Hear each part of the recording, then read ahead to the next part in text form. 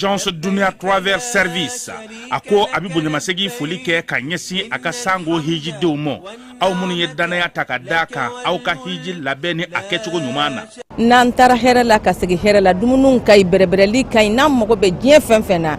u ba bela jelen kanye donc ambu foku barkada directeur min to ma no fe no e Amadou Maïgaye ajora jorola nyemo ya ko fenfen ajora jorola ka soja mogola ka mogo berebere ka koto mogo tala mogo te mindo ka nyeira mogo la anyo barade soro dunya la kumukele kono akoka au bela jele la dunya silame munu me mali kono ani munu zigiro benodo jiye jamana were umo ka fo sanwere o hijini o umura o baraw labe on damne nakaba o mana au munu ba fe ka hiji ke damu lakana ni basigi kono agence Dunia akeme ko fere bela jele tige ka hiji ke jugo nyuma kala on bela jele labe ka bla awnye minyi ka do shiro ni damu ye ka surunya au ka bato ke yoro la dumini laki ka sanuma obi tobe ka bla au ka bulo ka sagana ka wati bela jele la dogotoro jolewon olube aw no fe hiji ke yoro ani bato ke yoro wera bela jele la yoro be ani wati be baw bulu kuma do o ka busane de singa di agence Dunia Travel Service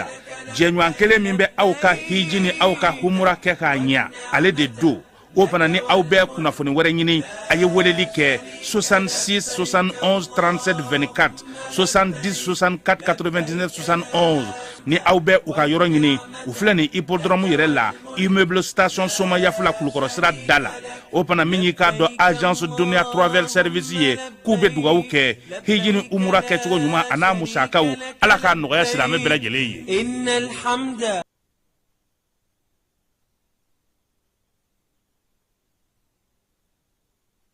Flebaw ni alamebaw aw bela jele aw ni ula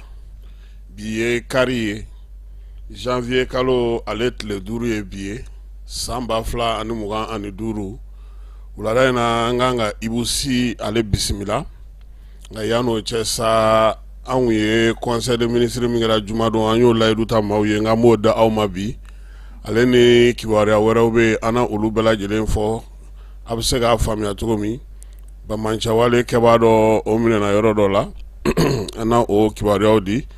conseil de ministre yere fana ye sanu bola ka tombe na fama ko chambre de mine ale fana yochi gao kidal tomoktu menaka ulu bela jeleme ni sojala ko sawula mi ba mancha wale keba minena no Mohamed Uldo El Kelili no ba wele ko Abu Raziaka a ni chenye ko jugu chamangele chere la brudameni Mali fantan nani bela jirebe ni sojala aminedila wolo masiri tabaw nafo soni sisa ana doni be kurula ka ci awye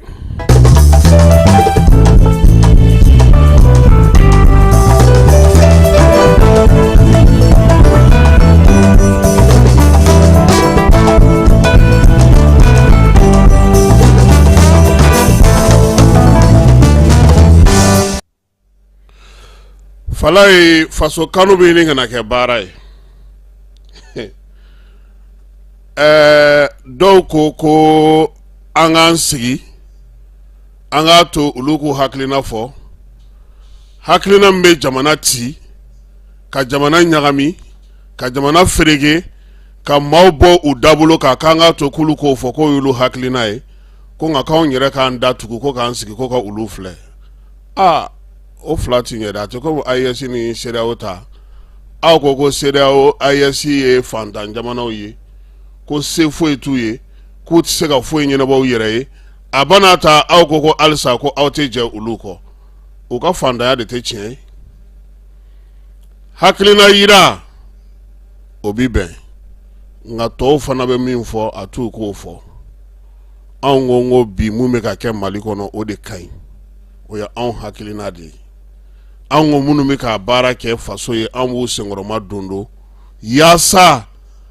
ukaseka bara ke mi me jamana de nafa falai haklila jigi kabe maka limania sinsi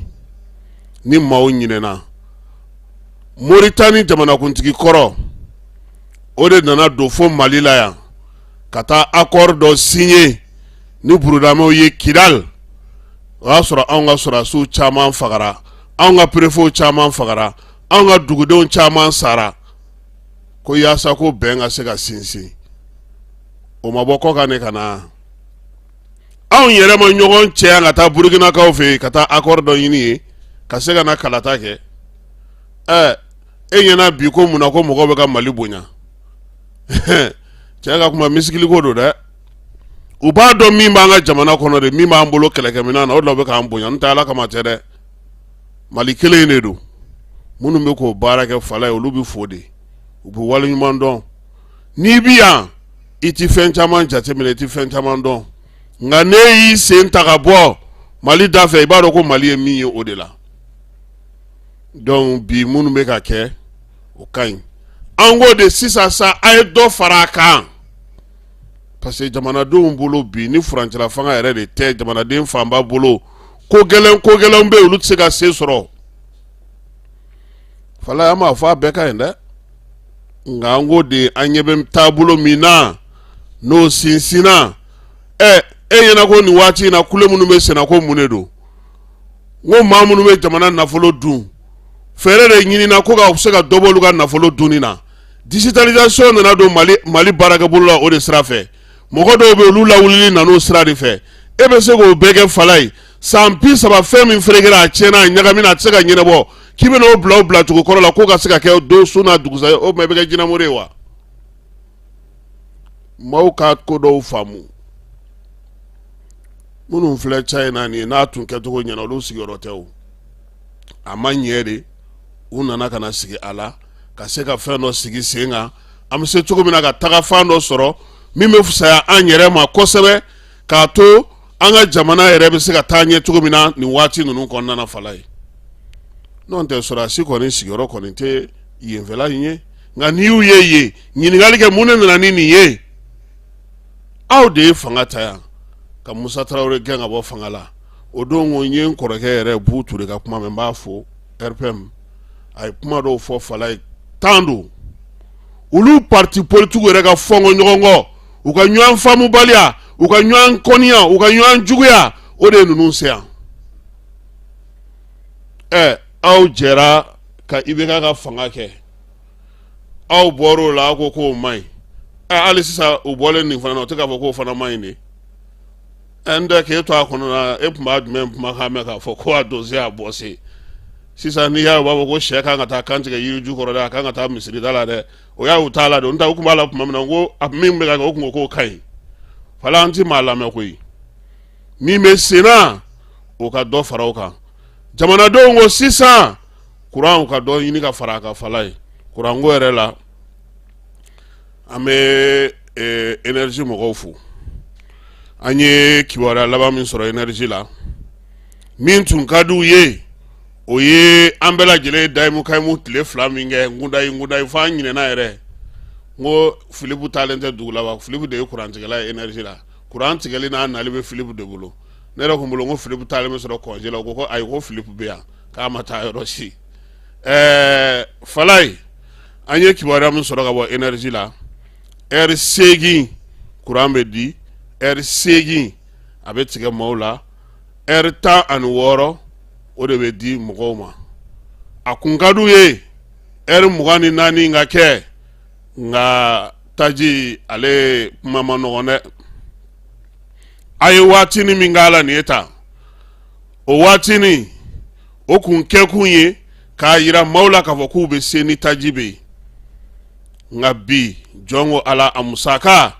jamana setɔ a kɔrɔ a ka gɛlɛn nka fɛɛrɛw bɛ sen na sabula président yɛrɛ y'a fɔ u k'u jija togo sugu bɛɛ la heure 16 in ni min ma fara o kan fɛn kana bɔ o la dɛ dɔ ka fara o kan yanni sunkalo cɛ u b'o baara fana na musaka dɔw fana bɛ yen énergie yɛrɛ b'olu musakaw wuli ka jɔ fana na n'olu fana sɔrɔla nka fala ye n bɛ segin a kan n m'a fɔ maa ye n ko kurantigɛ banna dɛ a ka taa an ka kumaw tigɛ ka t'u dorogo ɲɔgɔn na n m'a fɔ maa ye dɛ kurantigɛ bɛ yen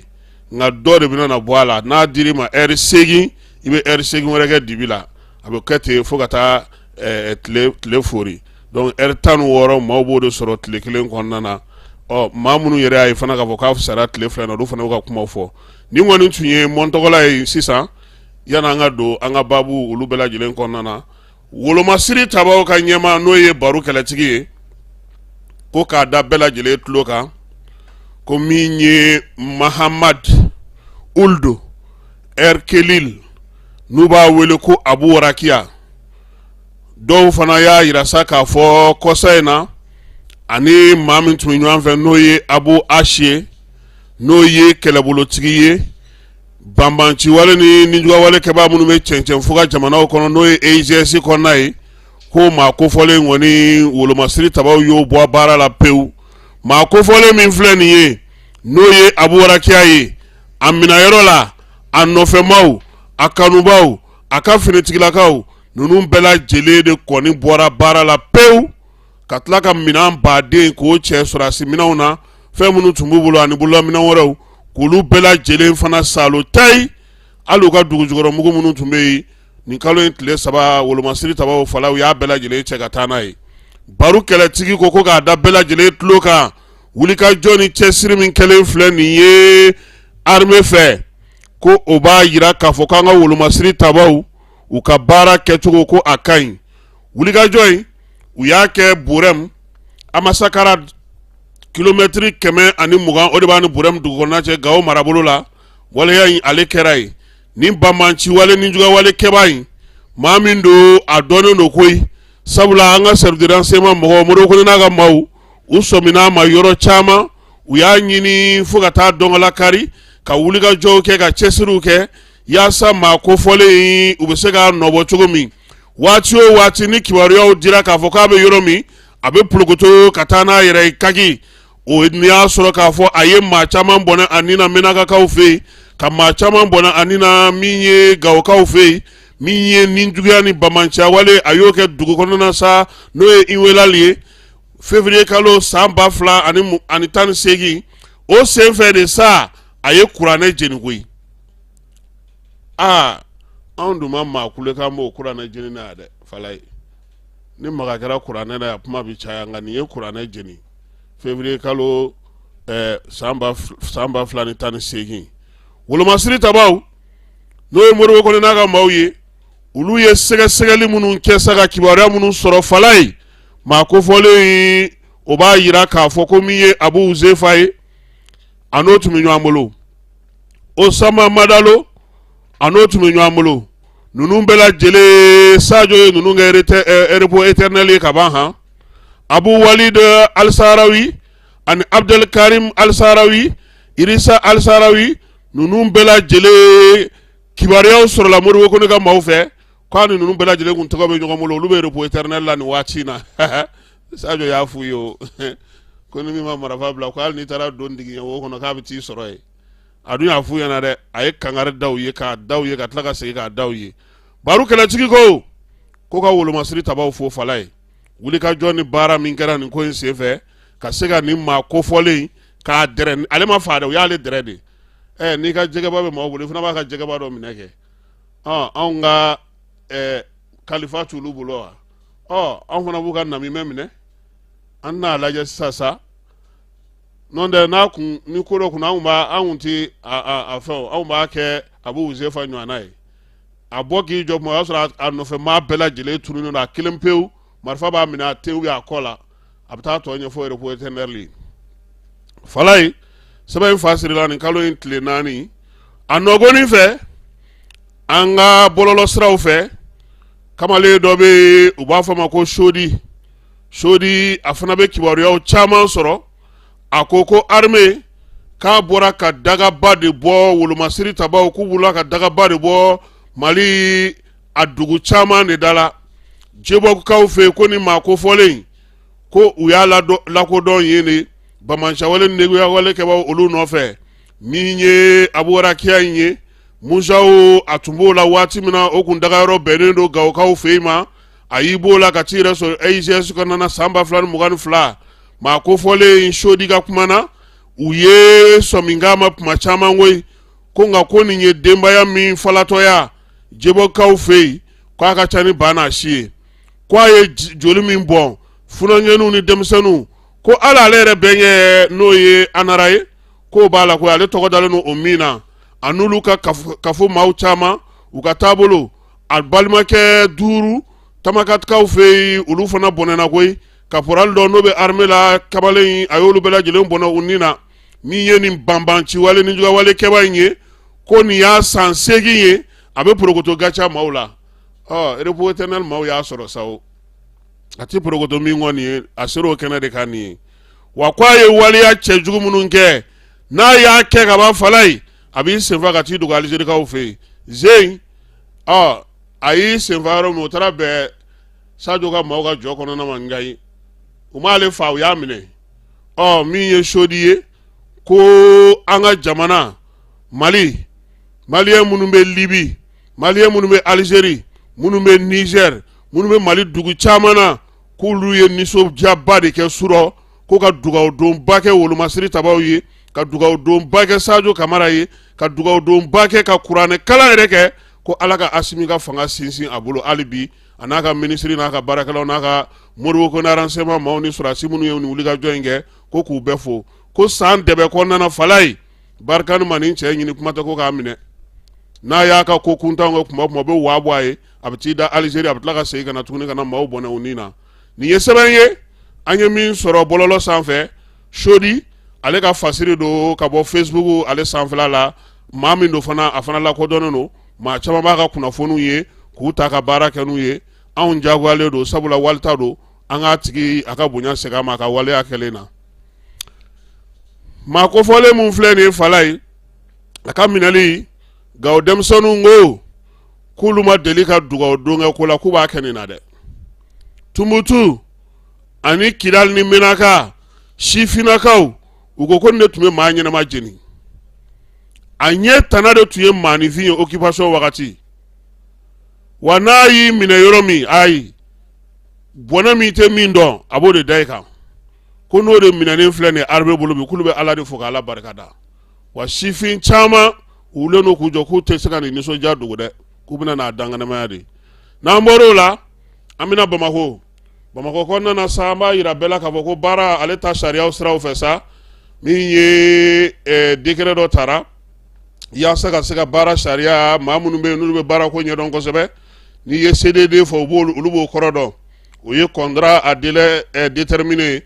ko kɛnyɛrɛye baarakɛlaw tun b'o mun di mɔgɔw ma sa k'o bɛna na kɛ dan bɛ sigi a la han n'i y'a di siɲɛ kelen se k'a di maa ma siɲɛ fila tuguni kɛnyɛrɛye sanayɛlɛ kalanso minnu bɛ yen n'olu bɛ maaw ta ani kɛnyɛrɛye kalanso minnu bɛ yen n'olu bɛ maaw ta sa ka contrat CDD d'i ma k'a ti ban fiyewu k'o bannen de ye nin ye sariya min taara sen ka zen o b'i yamaruya i k'a ta siɲɛ kelen k'a bɛna na to maa ba 400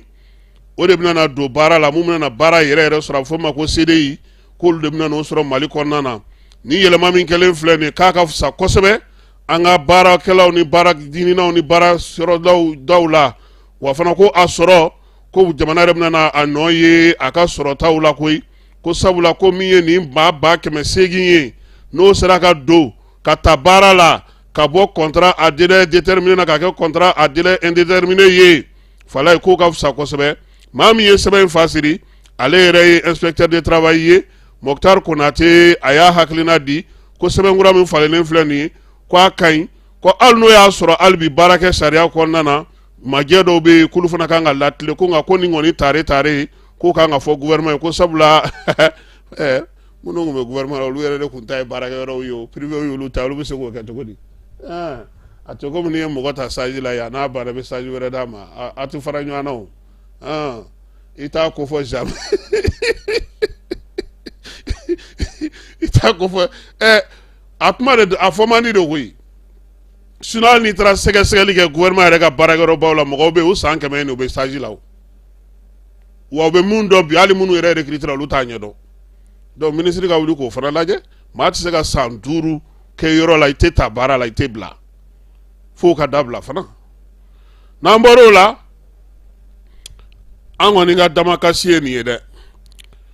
tiɲɛ don u ko Mali kɔnɔna na ko minnu bɛ ka sanu bɔ bi ni chinois de bɛ ka ye a permis ko maliyɛnw de ta don maliyɛnw ni chinois minnu bɛ ka baara ninnu kɛ tiɲɛ na ni permis ta wagati o y'a sɔrɔ dugudenw bɛnnen dugudenw sɔnnen don ko baaraw ka kɛ a bi dɔn yɛlɛmani don ɲamakɔrɔ yɔrɔ caman dɛ anw b'a ɲini furancɛla fanga mɔgɔw fɛ u ka wuli ka jɔ kɛ ka nin ko ninnu sɛgɛsɛgɛ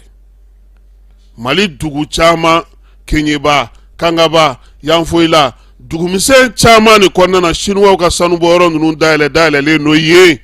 u k'a lajɛ ɲɛmaw k'a lajɛ tiɲɛ na an y'a fɛn fɛn sɛgɛsɛgɛ u k'a ma ko a permis bɛ yen a fɛnw b'u bolo mais ka taa se mɔgɔw ka forow mɔgɔw ka kɔ kɔnɔnaw babolow nakɔtigiw ka t'olu bɛɛ lajɛlen tiɲɛ ko sariya bɛ olu bolo o sariya ko o bɛ sɔn ka gɛlɛya kosɛbɛ dɛ donc an b'a ɲini ɲɛmaw fɛ u ka fɛɛrɛ ni dabali sigi sen kan min b'a to nin waleya ninnu fɛɛrɛ bɛ se ka sɔrɔ o la cogo min na sabula an ye min lakɔlɔsi o ye k'a fɔ waati caman i bɛ dugudenw ye u bɛ na i fɛ yen nka fala n'i y'a sɛbɛn fɛn fɛn ta a société fɛn fɛn ta i bɛ taa sɔrɔ permis bɛ u bolo u yamaruyalen don Mali gouvernement fɛ wa a bɛ fɔ min ma fana ko consultation ka dugudenw sigi ka kuma an bɛna na nin sanu bɔ a ka dugu kɔnɔ i bɛ taa sɔrɔ papier fana b'u bolo a bɛ fɔ min ma fana ko contrôle environnemental ni o ye sigida lakana cogo ye kɔ ti yan ba ti yan dugu wɛrɛ ti yan mɔgɔ ka foro ti yan i bɛ taa sɔrɔ sɛbɛn fana b'a tigiw bolo n'olu nana baara daminɛ olu ni o duguden kelen minnu welela ka taa kini ni zamɛdu k'u tɛgɛ nɔ bila sɛbɛn na olu bɛna télé karili daminɛ u bɛ photow bɔ u bɛ jaw bɔ u taara bi an kan an ka laadala kɔlɔn an ka kɔkɔrɔ an ka bakɔrɔ n'o kɛlɛ nana daminɛ gouvernement ni sɔrɔdasiw olu bɛ jɛ ka ɲɛsin duguden dɔw ma anw bolo a ko k'an ka lajɛ ɲɛma jɔ de na parce que a kɛra cogo o cogo hali ni sariya bɛ ninnu bolo fanga kan ka se k'a fɔ fana an k'a lajɛ mun de bɛ se ka ɲɛ n'a bɛɛ kɛra fanga ka taa fanga ta ka da dugu dɔ nɔ kan ka duguden dɔ to ka dɔw minɛ k'olu bila kaso la ka dɔw ɲani ka mugu ci dɔw la ka dɔw fɛ o fana bɛ mɔgɔw fana ka mɔgɔw siga kosɛbɛ kuma tɛ an ni jamana wɛrɛ mɔgɔw de bɛ ka an bɛ ka jamana wɛrɛ mɔgɔw de ye a ko ɲɛfɛ donc an b'a ɲini gouvernement fɛ tiɲɛ na minnu kɔni sera anw ma n'an y'a sɛbɛnw sɛgɛsɛgɛ an taara sɔrɔ i b'u permis don permis ɲɛnamaw yɛrɛ de don u bɛ ministère de mine ka fɛn kɔnɔ mais n'i taara kɛnɛ kana kan i bɛ min ye o ye makari de ye i bɛ taa sɔrɔ dugu kɔ yɛrɛ bɛɛ lajɛlen bɛ ji ta kɔ min na Chinois kɛlen don doni machine o de kɔnɔ i bɛ taa sɔrɔ dɔ ka nakɔ musow ka finiko yɔrɔ dɔw musow ka baarakɛ yɔrɔ dɔw musow ka fɛn sɔrɔ yɔrɔ dɔw olu bɛɛ lajɛlen de fana Chinois kelen ninnu ni machine bɛ k'o godon yen tuguni olu ni dugudenw bɛ kari ɲɔgɔn na nka fɛn ta waati dugudenw ka papier bɛ u bolo k'a fɔ ko u n'a ka kan donc ni o kɛra ne bolo hakili kan ka se ka baara kɛ pour que fɔkɔɲɔgɔnkɔ ka bɔ a la n'o tɛ hali ni e tora yen n'e bɛ ka sanu bɔ don dɔ la sɔrɔdasiw bɛ se ka kɛ don dɔ la o tɛ kɛ yen min ka ɲi bɛɛ lajɛlen ka se ka ɲɔgɔn faamu baara ka se ka kɛ nka ni fanga dara mɔgɔ dɔw kan k'ale bɛ sariya labato olu fana bɛ na degun min sɔrɔ olu fana bɛ jigin fanga de la o bɛ kɛ kuma na kuma bɛɛ parce que n'i ma taa kɛnɛ kan i bɛ maa caman ni ɲɛji fana o fana tɛ tiɲɛ ye dɛ caman bɛ kule la ko nin kɛra n na n'i taara ko sen i bɛ taa sɔrɔ olu fana tɛ tiɲɛ kan donc fo gouvernement de k'a lajɛ moyen jumɛn bɛ se ka sɔrɔ sisan ka se ka nin ko in ɲɛnabɔ parce que an y'a jateminɛ hali an ka dugutigi caman bɛ yen olu ye yamaruya di dugutigi n'a ka mɔgɔw ye yamaruya di mais duguden dɔw murutira baara daminɛnen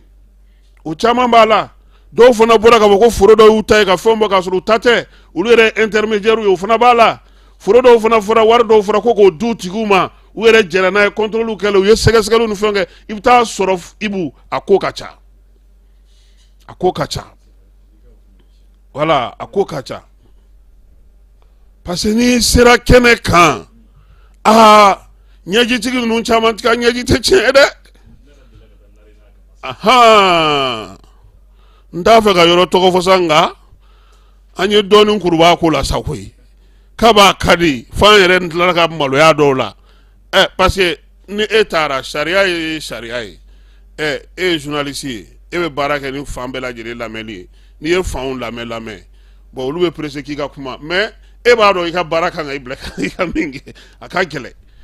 minnu ni ɲɛji bɛ se ma e yɛrɛ de bɛ taa sɔrɔ olu yɛrɛ de tɛ tiɲɛ kan a caman bɛ ten de bon n'i bolo bɔra o kan n'i ko k'i bɛna n'o lakali u b'a fɔ ko a ye karisa wele a taara an ka ko tɔ juguya i m'a ye kunun na sini ko ORTM taara fɛn min kɛ mɔgɔw bɛ ka ORTM jalaki mais n'i taara n'i y'a tiɲɛ i yɛrɛ b'a faamuya parce que mɔgɔ fana tɛ se ka wuli ka taa cogo mɔgɔ ka ten o mɔgɔ si tɛ se ka wuli i yɛrɛ ma k'a fɔ k'i bɛ taga sanu bɔ yɔrɔ dɔ la ko parce que ko fanga b'i la ko se b'i ye fɛn dɔ kɔni kɛra o maintenant n'o kɛcogo de man ɲɛ gouvernement b'a lajɛ ka don a la pour que dugudenw olu fana kana na fɔ ɲɔgɔn parce que a ka di min na ni dugudenw bɛnnen nka ni dugudenw bɛnnen tɛ a ko bɛ gɛlɛya dɛ. dugudenw de bɛ kari ɲɔgɔn na parce que ne yɛrɛ narena ka kan fila bɛ sigi kan fila bɛ ne sene yen nɔ ne ni ka mɔgɔ an ye kan fila bɛ sigi u ye débat kɛ an fila bɛ filmer mais papier bɛ mɛ dugudenw de tɛ ka ɲɔgɔn faamu parce que wari dɔ bɛ di dɔw ma dɔw ta tɛ caya dɔw ta bɛ dɔgɔya bon o bɛ kɛlɛ wuli u ni ɲɔgɔn cɛ. Ya a ma nɔgɔn dɛ a ma nɔgɔn ne kɔni ye a fɔ gouvernement k'a lajɛ parce que ni fanga fana sɔrɔdasiw fana donna la u b'a ko tɔw de gɛlɛya kosɛbɛ quoi u b'a ko gɛlɛya kosɛbɛ sɔrɔdasiw mana don a la surtout bon bɛɛ b'i yɛrɛ dɔn armée la n'a fɔra ko armée taara dɔ dɛmɛ ka dɔ to sinon a cas dɔw yɛrɛ kɛra don dɔ la yɛrɛ an yɛrɛ taara an ye a fɛn bɛɛ kɛ est-ce que masigi mara in de tun tɛ mais an taara sɔrɔ sɔrɔdasiw ye mun fɔ an ɲɛna marifa tun bɛ dugudenw bolo an yɛrɛ sera kɛnɛ kan a y'a sɔrɔ jarasuba de bɛ fɛnw na mais an taara sɔrɔ tiɲɛ yɛrɛ la o y'a sɔrɔ ale yɛrɛ y'a fɔ an ɲɛna ale ko an bɛ ka taga min na ko ale b'a ɲɛdɔn mais an ko bon komi an sera ka ban an bɛ taa lajɛ mais an taara sɔrɔ effectivement sɔrɔdasiw ye mun fɔ an ɲɛna fana o de don donc face à ça la est ce que armée fana b'i sigi ni marifa ye ten mɔgɔ bɛ e kan marifa b'a bolo tu vois a ko dɔw tiɲɛ yɛrɛ la a ma nɔgɔn an bɛ dugawu kɛ gouvernement k'a lajɛ fɛɛrɛ min bɛ se ka sɔrɔ a la parce que se caman fana bɛ gouvernement ye fɛɛrɛ caman b'ale bolo ka se ka fɛnw kɛ nka sariya ko in a ko ma nɔgɔn dɛ a fɔli ka di mɔgɔ ye nka applicateur kɛtɔ a ma nɔgɔn dɛ n'an bɔra yen sisan sa wage ale tun bɛ fɛn na Umu Sangare ka hôtel kura dayɛlɛ la kununko gintan tun bɛ yen Umu yɛrɛ tun bɛ kɛnɛ kan ye ka maaw bisimila hôtel kɔni sisan kɔni gérant sigira a kunna pewu Umu da tɛ a gestion na tuguni n'an bɔra yen min ye Basiru Kisa ye n'u b'a wele ko Bɛfɔ Junior ale ye pano 50 di Sabalibugukaw ma 30 a ko ka taa n'o ye Dulati kɛnɛ na 20 u ka dɔgɔtɔrɔso fala ye e ja dɔ sɔrɔ o la. Vraiment a diyara n ye a bɛnna ma bɛɛ fɔ an tɛ se ka foyi f'a ye Ala k'a sara a ka ɲuman kɛli la vraiment a ye min k'an ye a ye fɛnba de k'an ye an ka dɔgɔtɔrɔya baara la kosɛbɛ kosɛbɛ n'o yelen ko ye donc vraiment o kɔni an b'a fo an b'a a waleɲuman dɔn wa hali san 100 ɲinan kɔ vraiment an hakili tɛ bɔ a kɔ mais an b'a ɲini a fɛ hali bi a ye nin kɛ nin kɔni ye miliyɔn hakɛ a miliyɔn ka ca voilà parce que n'i y'an kolo ninnu jateminɛ a n'a kotow a bɛɛ lajɛlen bɛ taa 25 ɲɔgɔn na o kelen bɛ sɔrɔ o ye dɔ ye dɛ a n'a baarakɛmɔgɔw vraiment hali bi an b'a fo ale ye min kɛ ni Sabalibugu tun ye mɔgɔ caman tɛmɛna k'a kɛ sisan tun b'a sɔrɔ ani dɔgɔtɔrɔso camanba bɛ ka ko olu lakodɔnnen don bi u bɛ ka ko fɔ bi sisan b'a sɔrɔ Sabalibugu b'olu cɛla dɛ bi ko ma Sabalibugu bila yan dɛ bi ko ma Sabalibugu bila Sabalibugu kurani bi ko ma bila yan dɔgɔtɔrɔso mɛnna sɛgɛn na kosɛbɛ kosɛbɛ bon an mago bɛ o de la pharmacienne bɔra ka kuma ɲɛf'i ye sisan k'a fɔ dɔgɔtɔrɔ ni fura min sanna k'o feere donc dɔgɔtɔrɔ sara de bɛ b'o la dɔgɔtɔrɔ sara b'o la ka furaw san est ce que dɔgɔtɔrɔ bɛ se ka baara kɛ o la tuguni k'u b'u ka yɔrɔ jɔ ni dugu ma dɛmɛ kɛ fo ba ɲumankɛw de ka sɔrɔ dugu kɔnɔ k'u ka dɔgɔtɔrɔsow lakodɔn n'u y'u ka dɔgɔtɔrɔsow lakodɔn tuma min na u bɛ sɔrɔ k'a dilan yanni u k'a fɔ k'u bɛ taa Yirimajɔ yanni u k'a fɔ k'u bɛ taa Sugunikɔ olu ka dugu de y'u ka dɔgɔtɔrɔso dilan o ba ɲumankɛw dɔw fana bɛ yan nɔ n'u fana bɛ ɲɛsin u ka dɔgɔtɔrɔso ma kuru min filɛ an bolo bi hali sini ma sinikɛnɛ ma o jɔyɔrɔ bɛ sɔrɔ dɔgɔya ko la vraiment ne b'a fɔ Bɛfɔ Junior vraiment an sigira a kuma na a yɛrɛ vraiment a nana baro kɛ fɛ kosɛbɛ n'a ye ɲɔgɔn ye a ye fɛn caman tɛmɛna ɲɔgɔn cɛ vraiment dɔgɔtɔrɔso in a fɔ a b'a seko k'a la a bɛ se min na a b'o k'a la vraiment a ye min kɛ o ye wasakɛ bɛɛ ɲɛ b'o la mais sini ma sinikɛnɛ ma bɔyɔrɔ bɛ kɔfɛ mais an b'a ɲini a fɛ hali bi Ala ka si d'a ale ma a n'an bɛɛ lajɛlen ma ka kɛnɛya d'a ale ma a n'an bɛɛ lajɛlen a ka se ka nin ɲɔgɔn caman kɛ a ye nin min kɛ ala de b'a sara sarati a man to sabalibugukaw ne awɔ ne de ye yan nɔ pharmacien a jɔyɔrɔba de bɛ fura feere la. I bɛ se ka dɔɔni fɔ an ye. ne nisɔn ka di bi kosɛbɛ parce que ni yelen tɛ yɔrɔ la a tɛ ɲɛ mɔgɔninfin tɛ se ka baara kɛ dibi la ala yɛrɛ tɔgɔ ye ko yelen karamɔgɔ bɛɛ fɔ de nana ni nin yelenba damadɔmali ye ka na sigi anw ka dɔgɔtɔrɔso kɔnɔ bi a diyara ne ye fɔ ka dama tɛmɛ ni su kun kora ka ne to yan ne ka telefɔni de tun ye ne ka yelen mais depuis ni o don n'u nana ni lumière don yan ne ka telefɔni lafiyara n'i bɛ fɛ ka baara dɔ kɛ sufɛ fɔ i ka telefɔni minɛ walima i ka tɔrɔsi minɛ mais o si t'a la hali n'i ye miseli bila yan sisan i b'a ta sufɛ an kɔni nisɔn ka di kosɛbɛ kosɛbɛ kosɛbɛ yɛrɛ de. ayiwa kisa an b'a fo n'o ye bɛɛ fɔ junior ye a ka ni wuli ka jɔ in na ka lampadaire k'o di sabalibugukaw ma sabalibugukaw a ye nin minɛ ka ɲɛ yanni dɔwɛrɛ ka sɔrɔ parce que énergie kɛra 8 heures de ye sisan donc 8 heures mun na aw tɛ courant sɔrɔ a y'aw jija yanni 8 heures dɔ in ka daminɛ aw ka se ka nin matarafa ka ɲɛ yanni ala ka maa ɲuman wɛrɛ fana ka fara aw kan walima yanni bɛɛ fɔ junior a ka kuma aw fɛ tuguni fana parce que an b'a dɔn k'a fɔ a tɛna danni ma n y'a k'a fɔ n'i ye nin kɛ yɔrɔ yɔrɔ dugudenw bɛ wuli ka hakilina wɛrɛw sɔrɔ a la Ibu filɛ nin ye Ibu y'a daminɛ den 2 3 a bilama kɛra min kana kɛ Ibu yɛrɛ ka baara ye parce que don o don mɔgɔ kura de kunkolo bɛ bɔ i b'a fɔ ko o yɛrɛ ye fantan ye ka tɛmɛ i y'a di mɔgɔ fɔlɔ min kan don o don a bɛ ten de conseil des ministres ale kɛra juma tɛmɛnen juma ministres kɔni bɛɛ lajɛlen ye ɲɔgɔn sɔrɔ Kuluba faama sigiyɔrɔ la général d'armée Asimi Goyita ko ɲɛmaaya tun bɛ ale bolo sɛbɛn minnu bɛ yen olu la fɛsɛfɛsɛlen sa u ye mun kan ka kɛ sariya ye u bɛnna o kan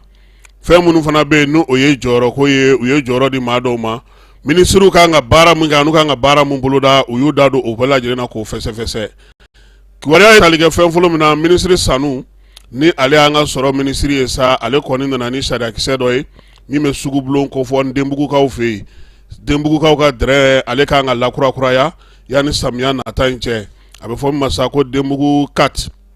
ye n'o o dɛrɛ numéro ye 9 ale ni 17 ye olu kɔni ko kan ka lakurakura ye min ye sugubulon min sigira o ko hukumu kɔnɔna na sa Mali ale ni Chinois ka baɲumankɛtɔn min bɛ n'o ye ingénieur Outre-mer ye olu ka taa fara sa min ye Ablaye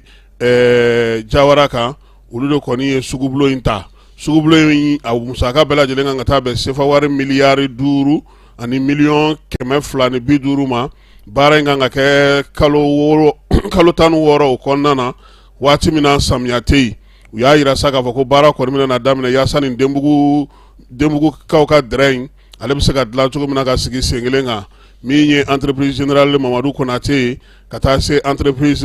Ablaye Jawara ma olu bɛɛ lajɛlen sen bɛ sugubulon in na n'a baara kan ka kɛ taxi olu bɛɛ lajɛlen kɔfɛ sa a yira sa k'a fɔ ko min ye baara in ye n'a kɔni sera ka sigi sen kan dɔ bɛ fara denbugukaw ka sɔrɔ kan min ye sɛnɛkɛla fitininw ye fana olu fana bɛ ji sɔrɔ a nacogo bɛɛ lajɛlen na minɛn in minɛcogo ɲuman ministre ko ni baara banna ko bɛna na taa so ji kɔni bɛ walankata ka taa yɔrɔ caman na wa ko bɛ mɛn senna fana k'a sɔrɔ seli ma k'a ma hali ni ji ale cayara baara ninnu bɛ se ka kɛ wa ni ji jiginna fana min ye ji fanga dɔgɔyara cogo o cogo baara in kɛlen kɔfɛ ji bɛ se ka taa dɛrɛ ninnu kɔnɔna na ka se ka se sɛnɛkɛlaw ma ministre min bɛ sɛnɛko kunna ale ye conseil des ministres ladɔnniya sa k'a jira k'a fɔ ko ale fana ye sɛbɛn ta sɛbɛn min bɛna jɛkulu dɔ sigi sen kan jɛkulu min bɛ tali kɛ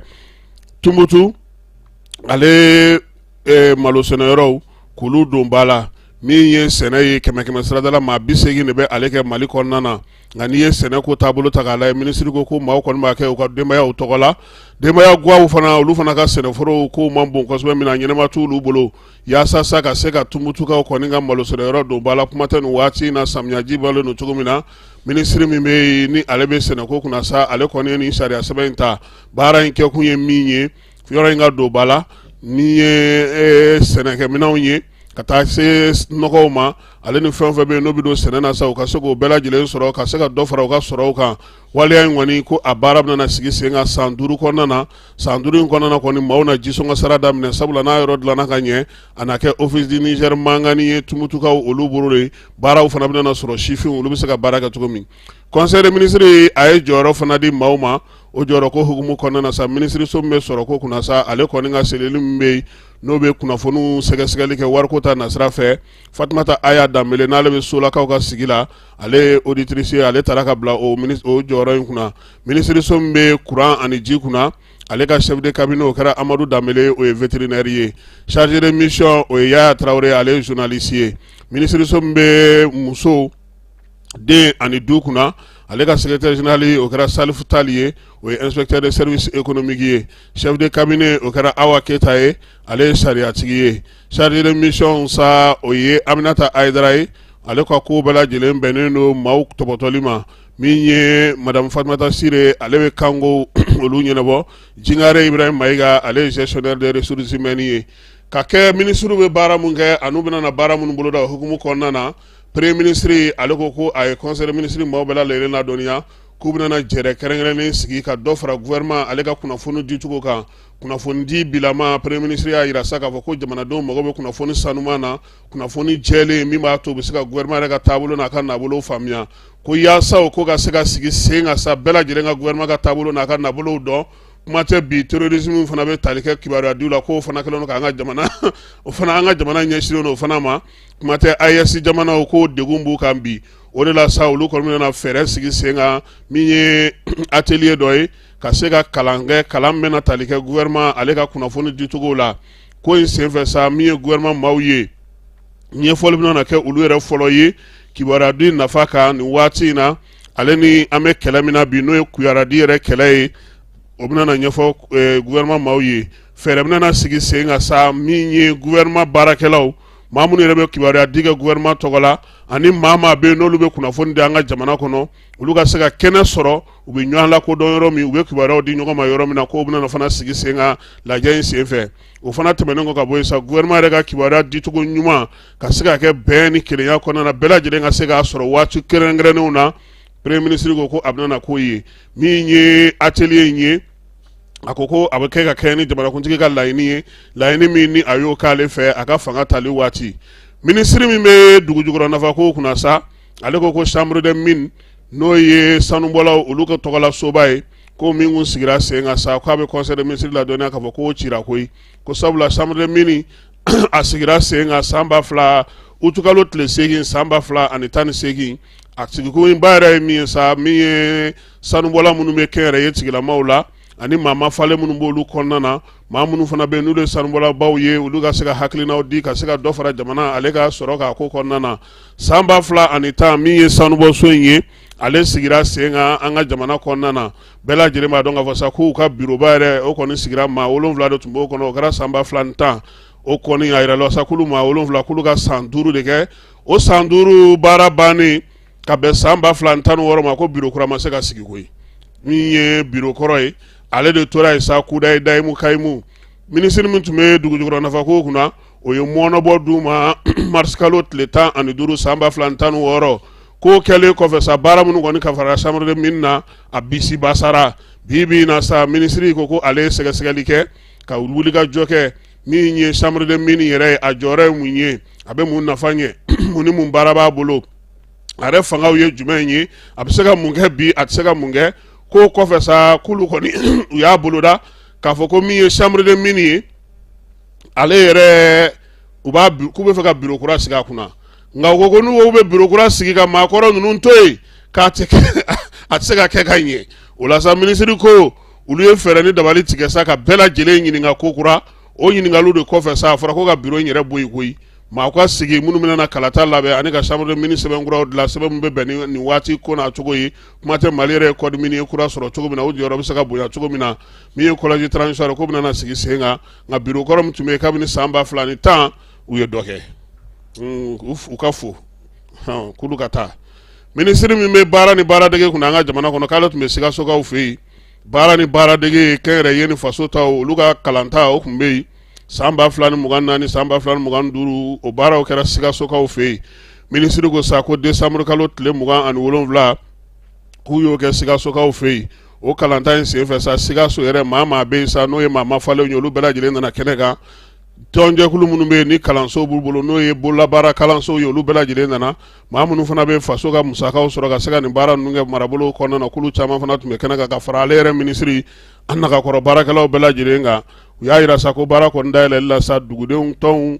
ale ni baarakɛla minnu bɛ yen n'olu bolola baarakɛlaw ka kalansow ye olu ɲɛmaaw bɛɛ lajɛlen tun bɛ yen laɲini tun ye min ye sa ka ɲɛfɔli k'u ye baara bɛna sigi sen kan cogo min na san nataw la ani san wɛrɛ yɛrɛ fana kɔnɔna na sa baara ni baaradege ko fɛɛrɛba minnu sigilen don a kan yaasa ka se ka sinsin ko kumaw ye tali kɛ o la minisiri min bɛ dugukolo ko kunna an ka jamana kɔnɔ ale ye conseil de ministre ladɔnniya sa k'a fɔ ko min ye logement sociaux ye ko 12 ani 500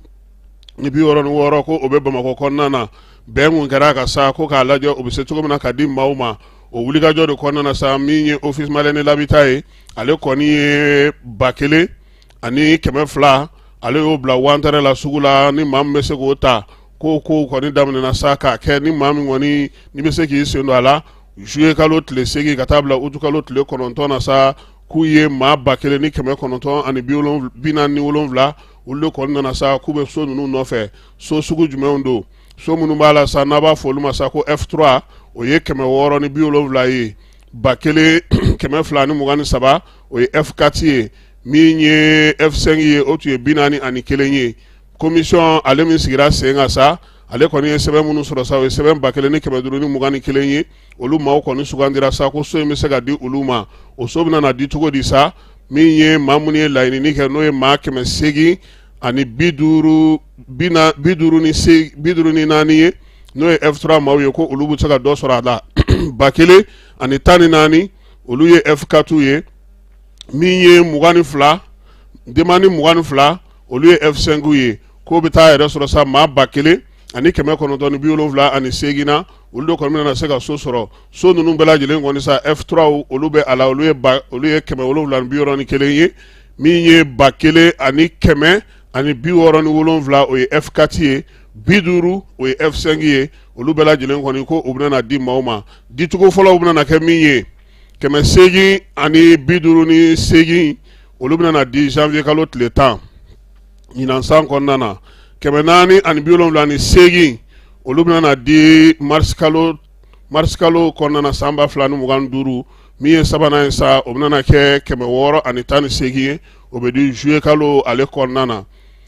ministre bɛ kunnafoni ko kunna ale conseil de ministre ladɔnniya sa k'a fɔ ko min ye maa mafalenw ye baara min kɛ AES tɔgɔ la ka kɛ ni bɔlɔlɔ siraw ye sa ko kɔmasegi baara kɛra Bamakɔ yan k'a daminɛ décembre kalo tile 27 ka taa bila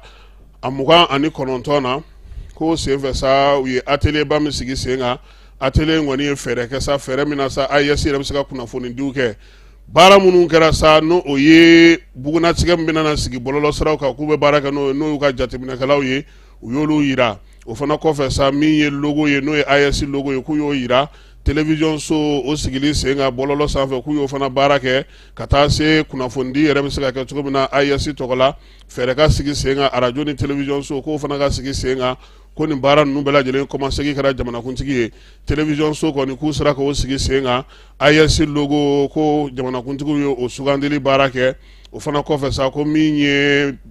bugunatigɛ in yɛrɛ n'o ye logo ye k'o yirala bɛɛ lajɛlen na minisiri min bɛ kɛnɛya ko kunna an ka jamana kɔnɔ ale ye conseil de ministre ladɔnniya sa k'a yira k'a fɔ ko bana min bɛ yen sa n'o o ye dengue ye ko a kɔni la kɔlɔsira k'a fɔ ko ale jiginna kosɛbɛ ka tɛmɛ dɔgɔkun tɛmɛnen kan min ye coronavirus ye k'o fana sɛbɛkɔrɔ jiginna jamanakuntigi ko sa ko bɛɛ lajɛlen ka tanganaw k'olu k'u matarafa ko sabula ko bana kunbɛn o ka fisa ni bana furakɛ ye k'an bɛɛ lajɛlen k'an yɛrɛ kisi sɛbɛn fa sirila janvier kalo tile 3 san 2025 gouvernement ka secrétaire général n'o ye Birama Kulubali ye chevalier de l'ordre national fala ye an bɛ t'e fa fɛ.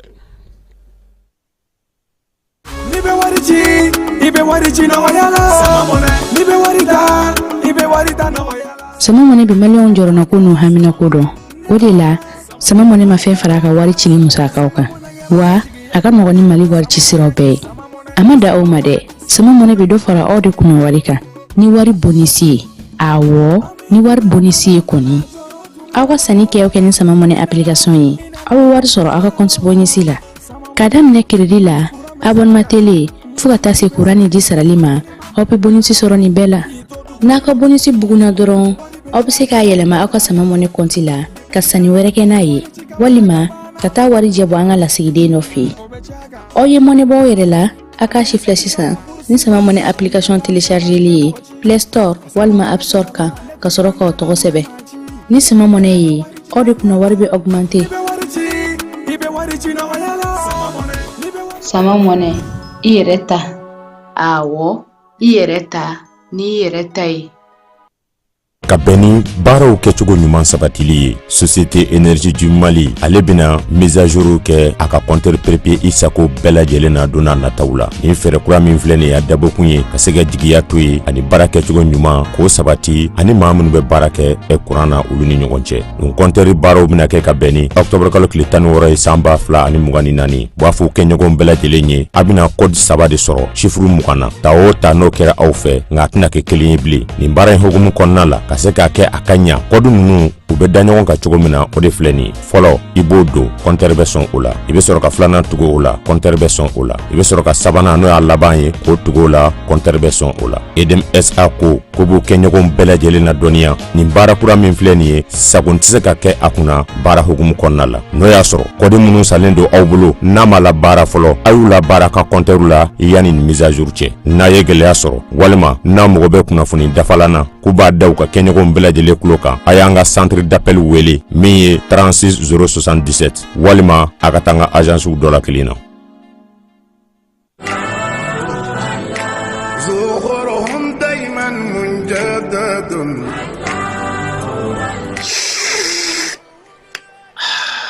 Ambade te duma kanubaw ample domine ko bebina bela jile sigle kundo ka temi nani kono anga jamana kono ashurula ni watina no e tever rasul atoko kadi chogo mina ate fanan kadi katemoga tever rasul ka tashin furo kono fika barada kono ana jabe nywana tever rasul nkeo ke ka tewuli fonga benefunji kala o bana ta butiki la doro ikafo ko tever rasul benefunji lama walima tever rasul nyamakulama walima a jasmine no mandiye a o fana be yino tever rasul ibe jafengo fe nyini tela a bela jilebe ka nywan zora konona na anga na nywan nege ni ko te duma bibina iba fo ko tever rasul abe froko chenyi ngono ninga seba samvala la ko rasul a froko sanfe chebe nyame sanfe tamaro shun jugoro wa imago ba nasugu fe fe na o jabe o froko ga ni mago be a benefunji la maka benefunji jabo ka ni mago be a nyama kula maka nyama ku jabo ka foga tabla jasmine na ana simple tever rasul a jezene do jamana infantan ni bela jilela ni watina grossisi fɛn fɛn bɛ suguba la ni sera o ma n'anga quartier kɔnɔ ani sugu wɛrɛw la i bɛ tever rasul sɔrɔ ni mago b'a camion va sandala i bɛ wuli ka se ngolon na i ko makɔrɔ kare kɔnɔna na walima i bɛ nɛgɛjuru bamba 76 44 30 29 79 60 31 60 a n balimakɛ i bɛ ka fɛn o fɛn fɔ tever rasul la ni nin bɛɛ b'a la ayi ne tɛ ɲininkali kɛ tuguni ne bɛ wuli ka taa san tever rasul ka sanu wa a ka di 100% naturel o kumana an bɛɛ k'a min.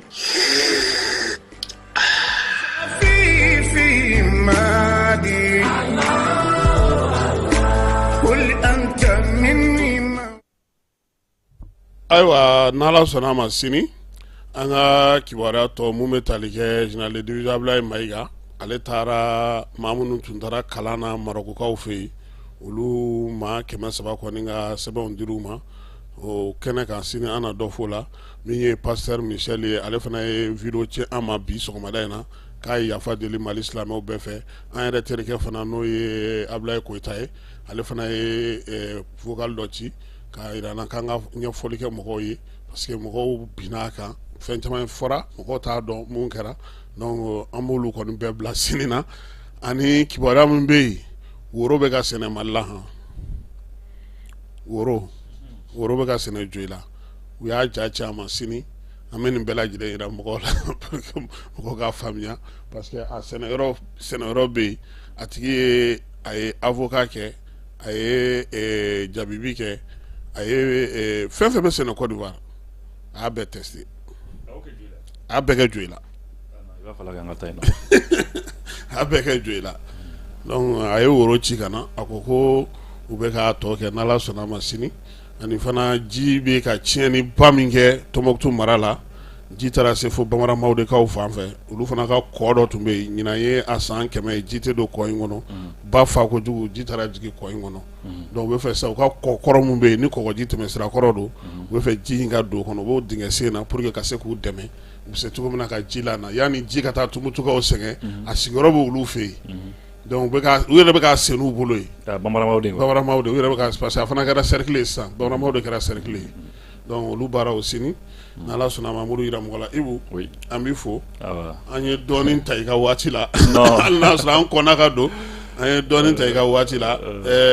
i nana diyara n ye an b'i fo k'i waleɲuman dɔn bamananw ko ko min bɛ mɔgɔ sen teliya o b'i da teliya Abu Rakiya ale kɛra kunungo kɔni actualité parce que ala y'a sɔrɔ Choguel de tun bɛ ten kan ale ye Choguel ɲɔni ka bɔ yen parce que information bɛ ten de donc sisan ale de kɔni bɛ kuma bɛ fan bɛɛ fɛ n'i taara bɔlɔlɔ fan o fan i b'a sɔrɔ ale de kunkolo bɛ yen i ye kibaruya wɛrɛ jumɛn sɔrɔ ka fara ale ka minɛli kan parce que a balila mɔgɔ caman na k'a fɔ k'u y'a minɛ a ma neutraliser. Non, bon en fait tiɲɛ ni yɛrɛ bon en réalité ne yɛrɛ tun t'a dɔn quoi. Parce que terroristes nous filɛ bon généralement nous sɛgɛn gawo dɛ n'ale de kuma bɔ k'an ka kura rouge wɔrɔ ka bɔ fɛnw na e ka ɲininkali kɛ k'aw mobile la quoi awɔ don min na fɛn fɛn bɛ yen ni o ye chrétien sin ni fɛn b'a fɔ ko k'a wɔrɔ ka bɔ a la a ye mɔgɔw sɛgɛn yɛrɛ et puis ni ale ta tun tɛ fɛn yɛrɛ ale ta tun ye nin juguya yɛrɛ de sanguinaire yɛrɛ ale ouais. Non, en fait, Kassim, ça a un fɔ mɔgɔ ye dɔrɔn c'est que tiɲɛ ni minɛli a diyara an ye parce que a bɛ ko dɔ de ko fɔ quoi Kassim. Tu sais au début guerre min imposera an kunna ka jagoya an kunna au début an ka sɔrɔsiw tun b'u yɛrɛ ɲini quoi. Olu tun bɛ boli. Voilà, u bɛ boli u b'u yɛrɛ ɲini hali n'u kan ka marifa ci u bɛ marifa ci sansi bɛɛ fɛ juste essayer k'u yɛrɛ dégager et puis ka essayer ka kow faamu mais bi an ka sɔrɔsiw de bɛ wuli spécialement ka mɔgɔ dɔ tɔgɔ ta dɔrɔn k'o photo bila yɔrɔ dɔ k'a fɔ bon voilà ni le y'an ka cible ye an bɛna temps ta k'a ɲini ka taa sɔrɔ ka soit an b'a éliminer ou soit an b'a minɛ ka na n'a ye donc nin bɛ ko dɔ de ko fɔ Kassim nin ye professionnalisme de ye parce que an ɲɛ b'a la diɲɛ nin kɔnɔ armée baw filɛ diɲɛ armée baw filɛ i n'a fɔ misali la an ka israéliens ta sisan israéliens taara ka taa u b'u jugu ninnu u b'u cibler u b'u ɲini kalo kelen kalo fila kalo wɔɔrɔ et un beau jour sɔrɔ misiri kelen bɛ jigin a tigi kan et puis u b'u sigi ça veut dire que i bɛ commencer ka i ka outils maîtriser i bɛ ka minɛn minnu bɛ ka san i b'a maîtriser u nafa bɛ ka ye san quoi voilà. Parce que ala renseignement na Moroko ka mɔgɔw fana il faut k'u fana ka fo yan parce que u fana ka wuli ka jɔba bɛ nin na pour que ka se ka kibaruya ɲɛnamaw di wuli ka jɔ ninnu caman ka se ka sinsin parce que n'olu ye fɛn information minnu fɛ baaraba bɛ kɛ ni o de ye pour que pisi kana jigin parce que cɛ ɲɛ bɛ cɛ in na a porokotora gaca la siɲɛ caman dɛ gaca san 8 de nin b'a nɔfɛ tuma o tuma n'u sɔmina k'a bɛ a bɛ porokoto ka boli ka taa Algérie san 8 gaca mɔgɔ bɛ k'a ɲini bɛɛ bɛ don Algérie de ouais non yen n'u ka fɛn o bɛɛ bɛ don u ka file Algérie n'o Algérie ko k'anw ka n'u faga oui mais Algérie ko résistants de do que c'est les séparatistes que c'est les résistants bon an fana ko bon no de do le mouvement d'autodétermination de la Kabylie le MAK olu fana ye résistants de olu fana ye séparatistes de olu fana tɛ terroristes ye o man di Algérie an ko mais min man d'a ye o ka kɛ fana ka n'o fɔ mɔgɔw ma voilà donc ça c'est quand même clair mais Ibu n'i ye a ta k'a jateminɛ nin wagati in na armée ka posture yɛrɛ de changera oui minɛn renseignement et puis même anw kɛlen ka frontière minnu bila an b'a fɔ n ka distance ka jan 17 000 kilomètres ninnu a bɛɛ bɛ ka occuper sisan. Non mais Kassim ni an bɛ jateminɛ kɛ c'est vrai que armée tɛ fɛn bɛɛ fɔ an ye c'est vrai parce que u bɛ fɛnw dogo et voilà u bɛ fɛnw dogo quoi mais la dernière fois ne ye officier supérieur dɔ ye a bɔra a kumana télé la don min na an ka drone Akinsi nana le drone Bayraktar Akinsi là c'est un truc comme ça u ye min ɲɛda dogo wa voilà u y'a ɲɛda dogo a ye kuma dɔ fɔ ka kumaw na a ko non mais que vraiment que ni minɛn minnu bɛna na que avec ça ko an bɛ se ka taa Mali territoire kan fan bɛɛ o phrase tora ne kɔnɔ kunkolo la parce que ne yɛrɛ en tant que quelqu'un mɔgɔ min ye télécommunication kalan kɛ n b'a dɔn fɛnw bɛ déplacer cogo minnu na quoi pour que un drone a ka se ka baara kɛ ni satellite a ka se ka yɔrɔ dɔw lasɔrɔ n'a ma satellite sɔrɔ pour que a ka portée bɛ limiter f'i ka ɲini jamana dɔw fɛ voilà c'est un peu compliqué mais là est-ce que o gɛlɛya ni tuma an sɔrɔ Tenza bingali fɔlɔ in wagati oui parce que drone ninnu filɛ des fois u bɛ baara kɛ ni borne dɔ de ye quoi bon a bɛ comme téléphone relais ninnu quoi n'i y'a bila yɔrɔ la eh bien il faut que relais ka kɛ yen mais ni relais ma se yɔrɔ dɔw la drone tɛ se ka yɔrɔ dɔ lasɔrɔ f'a ka segin n'a ma segin a ma ɲi mais ni satellite bɛ yen o b'a commander dɔrɔn o bɛ k'a fɛn quoi voilà o bɛ k'a ka télécommande quoi donc o bɛ se ka fɛn kɛ donc mais min yɛrɛ diyara ne ye kosɛbɛ comme je l'ai dit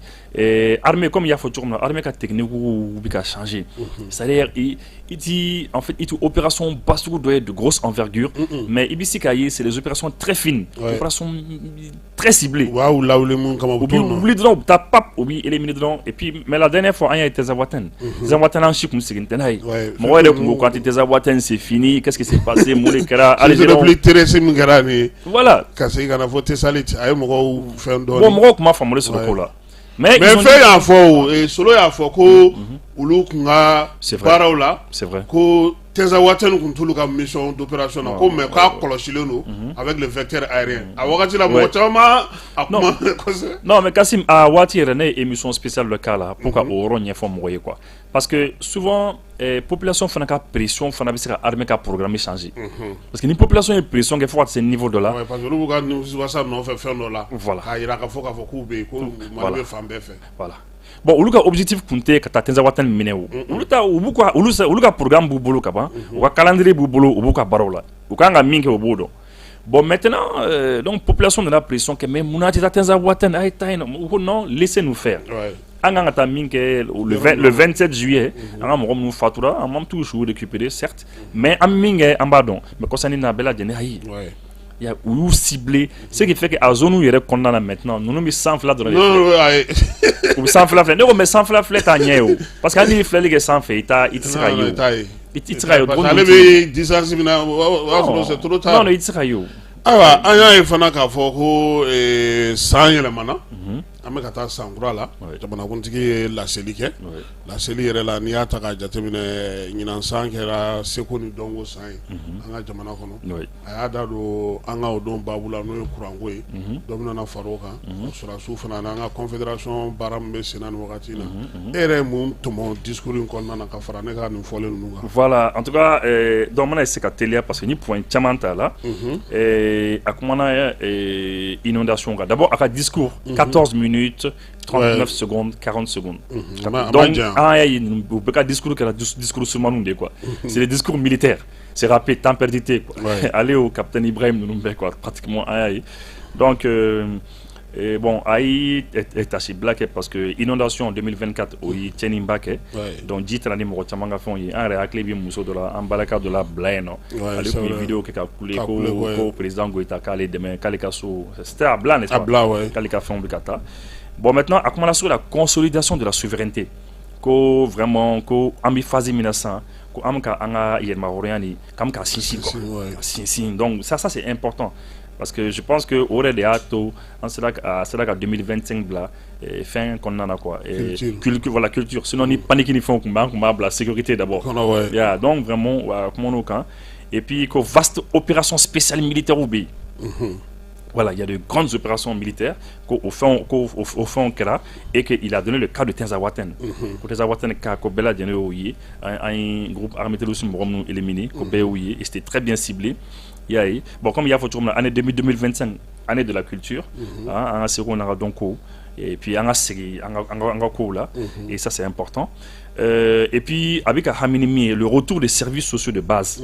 Façon de Tchagadao. Voilà. Voilà Sigidaw la parce que faut ka sourire mɔgɔ la et il y a ça mɔgɔ fana u kana déplacement janw ni bi ka sigida la sa dɔgɔtɔrɔso bi kɛrɛfɛ école bɛ police bɛ gendarme bɛ olu bɛɛ ka se ka k'i kɛrɛfɛ i kana bɔ ka taa yɔrɔ jan wɛrɛ la tuguni voilà o de kɔni y'a hamina ko ye voilà a bɛ hamina la et maintenant bon a y penser dɔ kɛ ko a media bɛ taa sɔrɔsiw minnu binna parce que comme bɛɛ lajɛlen b'a dɔn sɔrɔsiw bi sa pendant que anw bi capitale baw kɔnɔ capitale régionale kɔnɔ olu bi nɛnɛ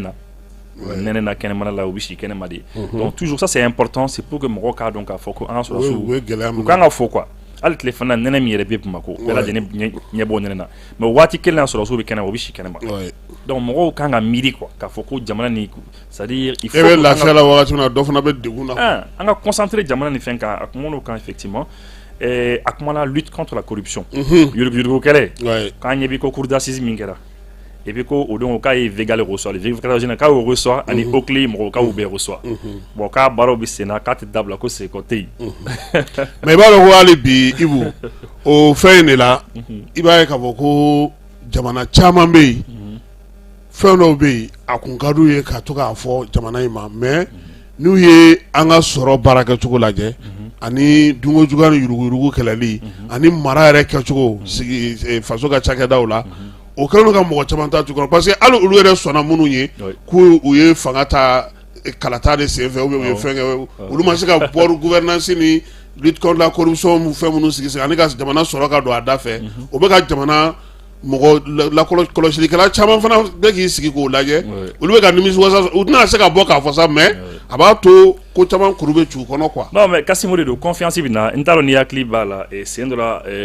Allemand ka ambassadeur min kun mɛnna a kun mɛnna kosɛbɛ ambassadeur yɛrɛ la ale de kun ka kɔrɔ n'u bɛɛ ye f'a taara mais a taatɔla a ko bon ko ale ye ambassadeur de ye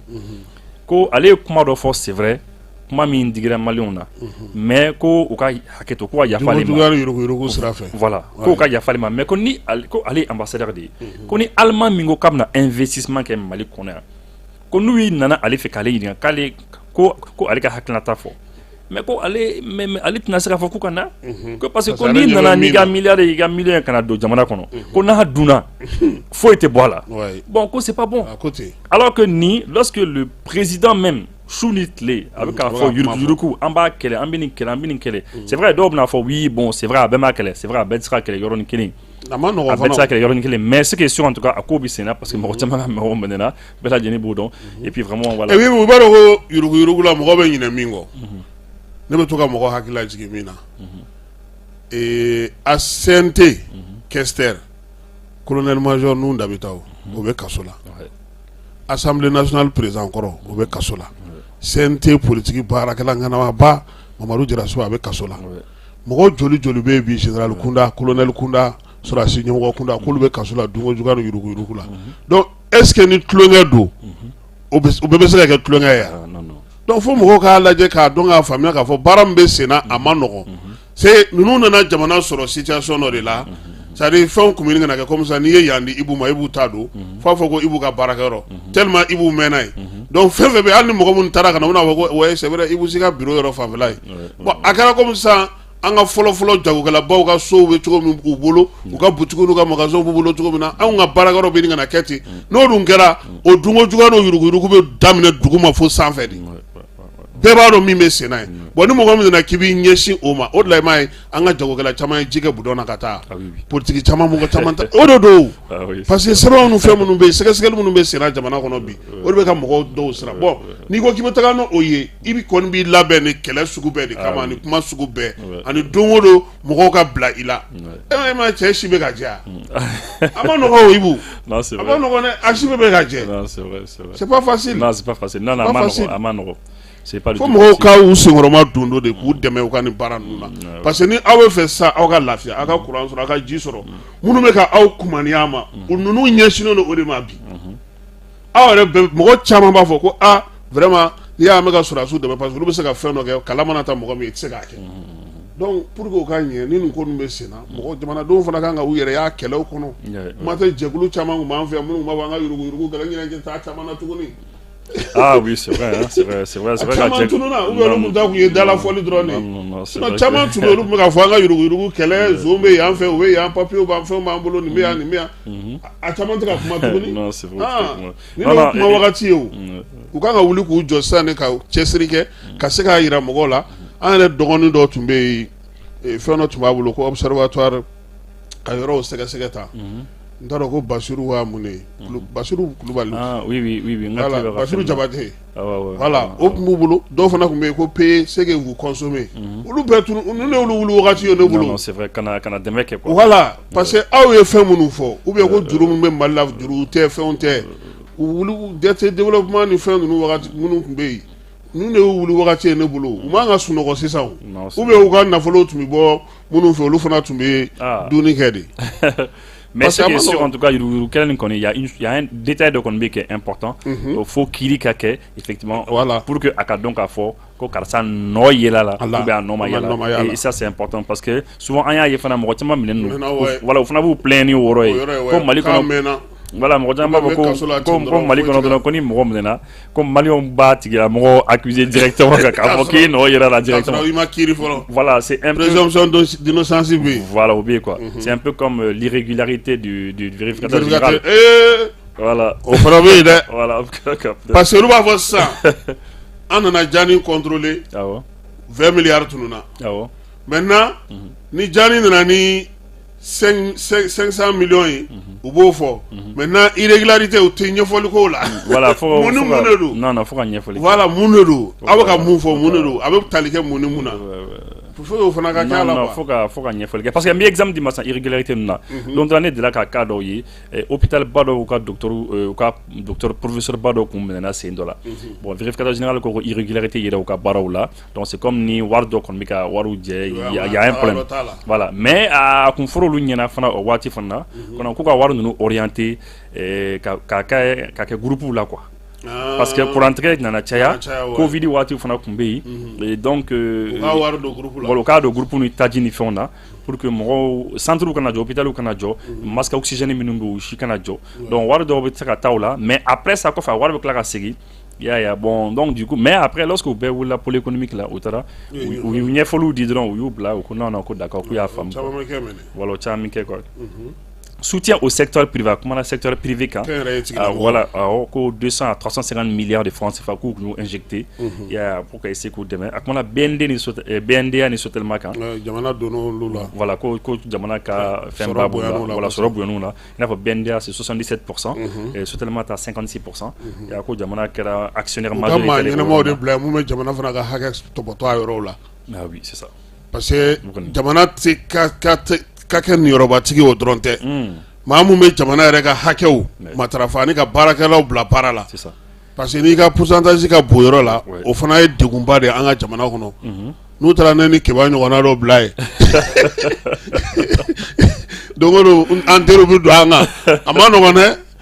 parce que surtout aw yɛrɛ ka yɔrɔ ye Ibu c'est pas facile dɛ n bolo u kan ka se ka DGA ɲɛnama ɲini jamana tɔgɔ la min bɛ se ka an jɔyɔrɔ fa kosɛbɛ ka mɔgɔw bila baara la fana surtout et puis aw sinamuso fana aw ka tɛmɛ a la dɔɔni aw ka to k'aw bolo don ka wari bɔ ka fɛn kobaw kɛ ne mana aw ye kuma la ko fɛn dɔ bɛ aw tɛ se ka wari bɔ a la ne bɛ ɲininkali kɛ ko tuma k'aw bɛ mun de k'aw ka wari la k'a sɔrɔ tɔnbaw fɛnbaw b'aw bolo minnu b'aw majamu kuma bɛɛ aw to ka dɔ fara a kan pour que an fana ka se ka aw ka d'an ye koyi an bɛ fɛ aw ka taa ɲɛ mais aw sinamuso bɛ min kɛ aw tɛ ka se ka o de bɛ ka. non je pense que DG bɛna nin lamɛn a yɛrɛ bɛna lajɛ a ka fɛn dɔ kɛ quoi. parce que fo aw ka tɛmɛ aw sinamuso la de o ale nana aw sɔrɔ furu la aw de ye muso fɔlɔ ye. c'est vrai aw de ye muso fɔlɔ ye dɛ. c'est vrai. Voilà donc comme mɔgɔ caman t'a dɔn bi denmisɛnnin caman t'a dɔn ko Sotelma de tun bɛ pisi feere yan 2002 n'i ye journaliste o journaliste ye Mali la n'a bɛ sport kɛ n'a ka téléphone numéro ye 72 ye a fɔ ko merci Alpha a b'a kɔrɔ f'i ye kan kɛlen Alpha de ye téléphone di journalistes ma u ka kan couverture kɛ n'a ye fila de dira rédaction bɛɛ la sport mɔgɔw ma donc n'i ye mɔgɔ ka numéro n'i ye Kalifa Nama ka numéro ye 66 72 Alu Badara Aïdara ABH 66 72 Umar Baba Traoré 66 72 Baba Sissouma ninnu fɛ a bɛ bɛɛ de bolo vaccine ninnu a dira rédaction bɛɛ de la a ye mankan wuli rédaction dɔw la dɛ parce que o y'a sɔrɔ pisi bɛ taa yɛrɛ sɔrɔ fo 300,000 francs na Malitel kelen pe de tun bɛ an y'an to la dɔrɔn don la tilegan fɛ ko i ka téléphone i ka tel nana cun a la wɔlɔfɔw 2003 voilà donc u ye woro ni fɛnw kɛ fa bɛɛ lajɛlen plaque kan an ye ɲininkali kɛ ko nin ye mun ye ko société dɔ natɔ don an bɛ denmisɛnninw hakili la jigin o la pour que u k'a dɔn k'a fɔ ko Sotelma de tun bɛ yan ale kelen pe de tun ta ye kɛnɛ ye donc pisiw nalen 2002 la n'o ye téléphone portable ye Malitel kelen de tun b'a feere Malitel kelen pe de tun b'a feere mais a nana ye k'a fɔ a tɛ sɔrɔ de kata b'a naani kun a tɛ sɔrɔ secteur kun ma dayɛlɛ voilà donc o de nana n'i ka tel ye i ka tel de tilala ka yɛlɛma ka kɛ Orange a kumana lithium kan Goulamina lithium ni a kumana o kan kosɛbɛ et puis a kumana révision des contrats miniers kan an ka contrat minier parce que contrat minier minnu b'a ni miniers cɛ voilà ko o falenna ka caman falenna ko o yɛrɛ falenna donc a kɛra sababu ye u bɛ k'a fɔ minitigiw ye sisan u ka essayer ka don o sariya kɔnɔna na sinon voilà et effectivement à Koko il a beaucoup de peine quand crise énergétique pays pour entrer mais que disposition taleno pour que Ako ka se ka noya il faut centrale solaire minnu bara minnu kan ka kɛ ya ko kuma na kan kosɛbɛ et akumana AESK ko AESC kon be ka tagaɲɛ et puis que l'AES est en train d'avancer bien quoi ya donc globalement akumana ni fan kan mais mɔgɔ caman kun sigi minimi mɔgɔ caman akila ka mun ko élection kan voilà ibu n yɛrɛ tun bɛ ɲini o la parce que i b'a dɔn ko élection ko in na ani mɔgɔw tɛ ka ɲɔgɔn fala yafa ma n t'a kɛ tugun ani mɔgɔw tɛ ka ɲɔgɔn sɔrɔ yɔrɔ min na élection ko la c'est que mɔgɔw kan ka fɛn dɔ de faamuya an bɛ jamana min kɔnɔ an ko démocratie an taabolo ye bon mɔgɔw ye kalata de ta ka kɛ démocratie ye a fan dɔ de don voilà parce que kalata ɲuman o ka sigi sen kan ka labɛn ka ɲɛ o ɲɔgɔn tɛ an ka birisa ɲagami kɛ ka tila ka bilikan bolo wɛrɛ daminɛ tuguni c'est clair voilà bon mɔgɔw b'a ɲɛna fana ko mɔgɔ minnu bɛ ka baara kɛ bi k'u ti ca de la mais ni taara CNT la yan'u kun ka taa congé la mɔgɔw tun bɛ nin ka na yɛlɛma CNT la écoute fɛ o loi organique ninnu na sisan charte des partis révision min kan ka kɛ n ko lettre cira bɛɛ ma ko yanni mars kalo tile 14 cɛ ko mɔgɔw kana n'u ka fɛɛrɛw ye hakilina min b'u bolo bon n'o ma falen e bɛ taa élection na cogo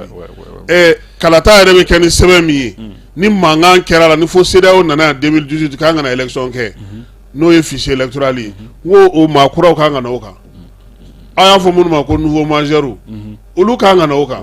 bon nin bɛɛ de kan ka ɲɛfɔ jamanadenw ye k'a fɔ ko gouvernement bɛ ka kalata ko kuma fɔ o de la et puis ni mɔgɔ min yɛrɛ tɛ fɛn wɛrɛ nɔfɛ ne ka jate la dɛ n'a y'a sɔrɔ fɛn wɛrɛ tɛ yen Asimi k'a fɔ ko kalata yɛrɛ discours la yɛrɛ ne yɛrɛ bolo o ye kana segin kuma de kan dɔrɔn n'o tɛ a y'a ka premier ministre kura ta bɛɛ ɲɛ bɛ Ablaye bɛ mun baara la bi ni kalata labɛn tɛ non c'est vrai a taara journalistes fɛ yen a y'a f'u ye a taara société civile fɛ a y'a f'u ye i ye rentrée judiciaire min fɔ a y'a fɔ o la a taara EJ la a taara cour constitutionnelle la a taara yɔrɔ yɔrɔ Ibu a ye kalata ko in de fɔ mais président k'o fɔ a m'o fɔ a y'a fɔ ka ban a ka premier ministre b'a baara la ka ban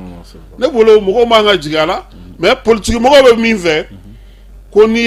président de y'a bɔ a da ale de ye lettre de cadrage kɛ k'a d'a ka premier ministre ma a bɛ mun nɔfɛ a y'o fɔ premier ministre y'o baara lawaleyali daminɛ donc sisan a b'aw sinsin o de kan sinon rentrée don ko dɔw yɛrɛ kun ɲɛna ko ni rentrée clôture bɛna kɛ président ka kuma laban na k'a bɛna fɔ ko chronogramme ni fɛn ka sigi sen tellement débat taara a fɛ cogo min na parce que juristes donn'u ka u yɛrɛ a fond yɛrɛ hɛn a kɛra débat e ka ɲininkali kɛ ban a kɛra débat yɛrɛ de ye koyi parce que i b'a dɔn k'a fɔ ko kiiritigɛlaw jɔyɔrɔ min bɛ nin ko in na dɔɔnin si tɛ mais c'est ça mais non mais kiiritigɛlaw yɛrɛ y'o fɔ et puis ne yɛrɛ avocat dɔ fana le bâtonnier bɔra a ye kuma dɔw fɔ ne yɛrɛ parti dɔw tigɛ ka bila page kan non kiiritigɛlaw kɔni u jɔyɔrɔba de b'a la parce que élection ka ɲɛ a kana ɲɛ a fanba b'u bolo dɛ et ça c'est important bon Ibu n'i ye AES fana ta k'a lajɛ i b'a ye k'a fɔ halisa Cani ka kuma est-ce que don o don jo tɛ ka d'a ma parce que n'i ye Alassane ka ɲɔgɔlɔnbɔ in ye i bɛ yɛlɛ quoi c'est comme ninnu u b'a miiri ko anw jamana minnu bɛ yen quoi u ti ka jateminɛ de kɛ quoi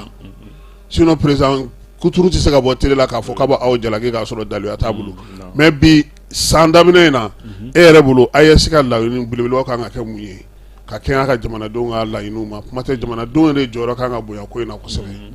non AES kɔni bon déjà puisque u kɛnɛ k'u yɛrɛ basé sécurité kan parce que u kɛnɛ ka jɔrɔnaba b'u la voilà o ye an ka armée kɔni y a quand même an ka armée kɔni bi ou est alarmé, ils sont en état d'urgence. Il y a armée ou bika baroque pour que sécurité ka sekanda. Et bon, maintenant après ça, il y a que ou bika barabake ou ka télévision ko la, ali kuna fondi ko la parce que ya famu ka ya donc a foko kuna fondi ko abi jorobal la kelle la quoi. Abi jorobal la kelle la. Et puis ça c'est très important. Bon maintenant on a fana que dunga fa donc à fa ka nyesu ma kosebe ya tout à l'heure il kuma do yere fo vraiment ikoko dobe ka fin do ke joy là non ka woro ya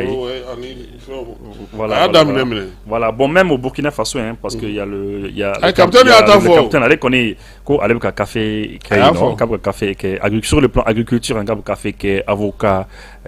cacao blé allez fin tellement voilà ya ko abko bela jene testé yino iwaro ko na masa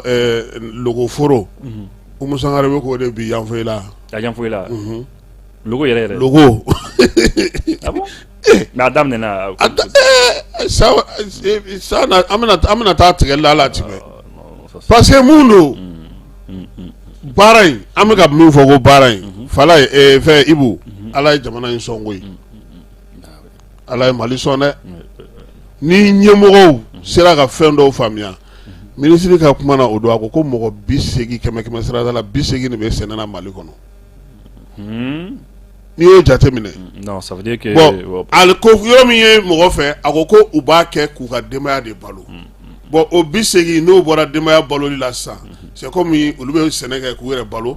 mais feereli ko kuma t'u la parce que minɛn ɲɛnama t'u bolo c'est ça bon n'olu bɔra o kɔnɔ san ka don dɔ in na ka tɛmɛ u yɛrɛ ka dunta dɔrɔn kan o jate minɛ ouais faut on a exportation kɛ voilà il y a et effectivement parce que le capitaine yɛrɛ o fɔ capitaine Ibrahim Traoré o fɔ alors qu'il faut transformer sur place ka fɛnw yɛlɛma sur place ka tila ka essayer ka exportation yɛrɛ kɛ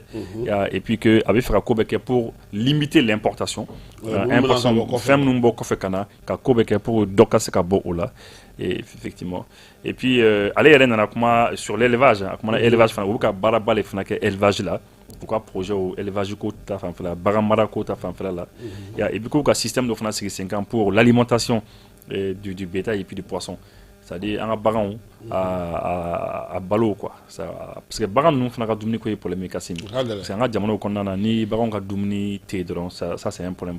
ba de don ani jɛgɛw fana ta et je pense que AES ou keno ka ɲɛsin o fana ma i y'a ye et puis bon ka minnu fana les mines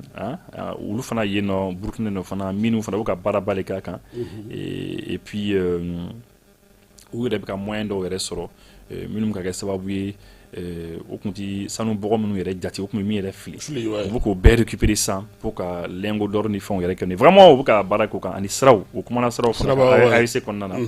AEC sirabaw o kumana siraw kan o ko parce que n'i y'a mɛn ko sɔrɔdasiw bɛ se ka kɛlɛ kɛ u bɛ se ka teliya ka se yɔrɔ dɔ la fo siraw fana ka se ka dilan sɔrɔdasiw ye mais population fana ye i y'a ye ani AES kɔnɔna na o kumana sur l'amélioration des trucs de nos an ka fɛnw les plateaux techniques sur le plan de la santé kɛnɛya ko ta fanfɛla la an ka plateau technique k'u bɛ fɛ ka ko bɛ kɛ pour essayer k'o améliorer et pour que au moins mɔgɔw ka se ka furakɛli sɔrɔ facilement bon et puis c'est un peu général hein AEC kɔnɔ corruption kɛlɛ kɔni bɛ fan bɛɛ a bɛ fan bɛɛ je pense que Burkina yɛrɛ an ye procès ye u ka procès jugement dɔ bɛ yen nɔ minnu yɛrɛ ko n t'a dɔn k'u ye miliyari joli ta o ko fana bɛ sen na quoi. Voilà, bon. Donc, Kassim, c'est un peu ça. Mais pour le cas de Burkina Faso, par exemple, où lui, 15 000 hommes, ou 15 000 hommes de formation, sur la formation, où lui, bon, et puis toujours, au quelqu'un mène, tchaman, les bistra la cana albi, pour que vraiment, au cas n'y quel mali, parce que reconquérir le territoire, qu'on est faut qu'au bampéou, y a, donc, au cas qu'on bisse là. Aïwa, et vous, sans d'amener là. Anw ye Afrique kɛlɛ kura ka tugu wa an ye kɛlɛ kura ni Algérie mun de bɛ yen bon Kassim min bɛ Algérie en fait kɛlɛ min bɛ ani Algérie cɛ Algérie dɛsɛ n'o ka ɲinɛ encore de quoi parce que tuma dɔ la i bɛ fɛ ka avancer quoi mɔgɔ tuma dɔ la i bɛ fɛ ka taa ɲɛ et puis kɛlɛ buruburu dɔw bɛ yen i b'o to kɔfɛ quoi i bɛ avancer quoi mais Algérie dɛsɛ n'o ka ɲinɛ encore quoi tu sais mɔgɔw bɛ to ka kuma dɔ fɔ souvent français kan na quoi que l'Algérie a les boules quoi les boules c'est-à-dire c'est comme ni fɛn dɔ de b'a gɔnɔ na a dɛsɛ n'o ka jigin quoi c'est-à-dire depuis don min na Mali ko ale bɔra accord d'Algérie kɔnɔ en janvier 2024 depuis an ko k'an bɔra kɔnɔ min fana kama c'est bien toujours Kassim ka to ka mɔgɔw hakili jigin parce que Mali nana jate minɛ bon Algérie bɛ ka dɛmɛ mɔgɔ ninnu fɛ quoi Algérie les médiateurs ye ale kan ka don ani ninnu cɛ pour ka essayer groupes armés minnu ye marifa ta ka essayer k'a lajɛ ce qu'il faut faire mais mɔgɔ ninnu c'est en septembre ou bien octobre ou octobre je me rappelle plus très bien de la date septembre octobre 2024 u taara bateau Tombouctou attaqué. Septembre, le 7 septembre. Septembre, voilà. Oui, bateau Tombouctou attaqué. Parce que 2023. Voilà, 2023. Parce que Mali armée et a essayé qu'un territoire bien récupéré. Quand un bateau attaqué,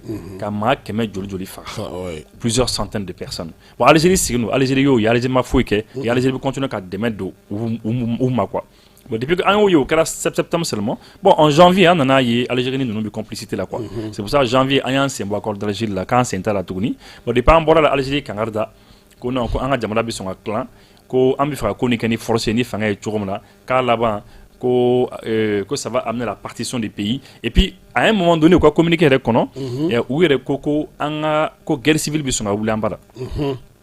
ya o ka ko la beno yo kuma be fo o ya so ka président avant que bateau Tombouctou nous be ka attaquer o ya so ka président tebun yere kun ya fo ko we kale yete ka min famu ko mali yere ka min do keleke mnani fen nous na ka am ka min do anga partenaire russe yere la ko anto do balo la shenkele ko ta to ko ambi lafia ko no duna dumun balo ni fona quand lafia mais ango mais est-ce que aller tebun de kanga fo on yanga minga ni balo bi fait mais ni itira balo ni dum ni marfatiki John bi kuna ni itira balo ni mais ni la kanate bisaka mun ke balo la ni ego kibi seneke bi ni ko kibi seneke ni la kanate bisaka seneke bon ni sera seneke fana ke ni ko kibi ba tiget mamna ni la kanate ibisaka tiga bon ni a tiga fana karton woro la kibi kla kana no fe ni unana jeni bisaka munge. Donc on a senti que l'Algérie était très en colère ou qu'on diminue. Donc c'est l'autre jour où on embête de Bana au cas ministre des Affaires étrangères son excellence monsieur Hataf les to kuma dola ni Russie dola ya senaka foko bon ko Mali est à côté là ko Mali on kan ko ni fangaye ka côté à kan fangaye ko il y a pas de solution militaire à ça. Ko solution militaire tei ka tinyana boni kele yi bon voilà qu'il faut un accord accord d'Algérie signé quand on bolo di uluma voilà et puis après ça et que là quand on a fait d'ailleurs ko aller ta fond nous mako nous terroristes que nous séparatistes soudés quoi il y a mo ko dron bon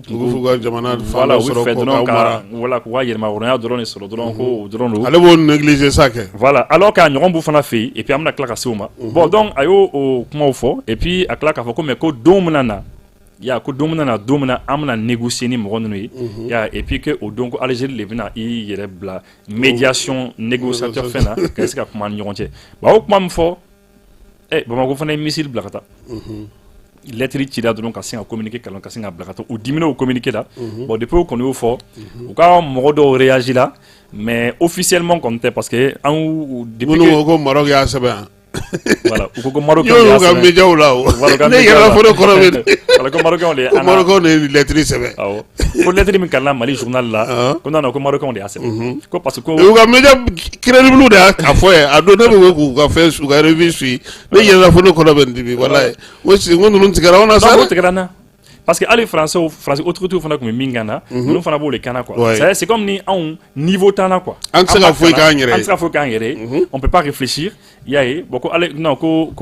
Maroc on est assez bien parce que ko en Kabylie fois kono parce que Kabylie histoire ni mieux c'est important que Maroc a dans minuta histoire donc c'est que Algérie yoro dans les pays dans le nord de l'Algérie yoro do be que la Kabylie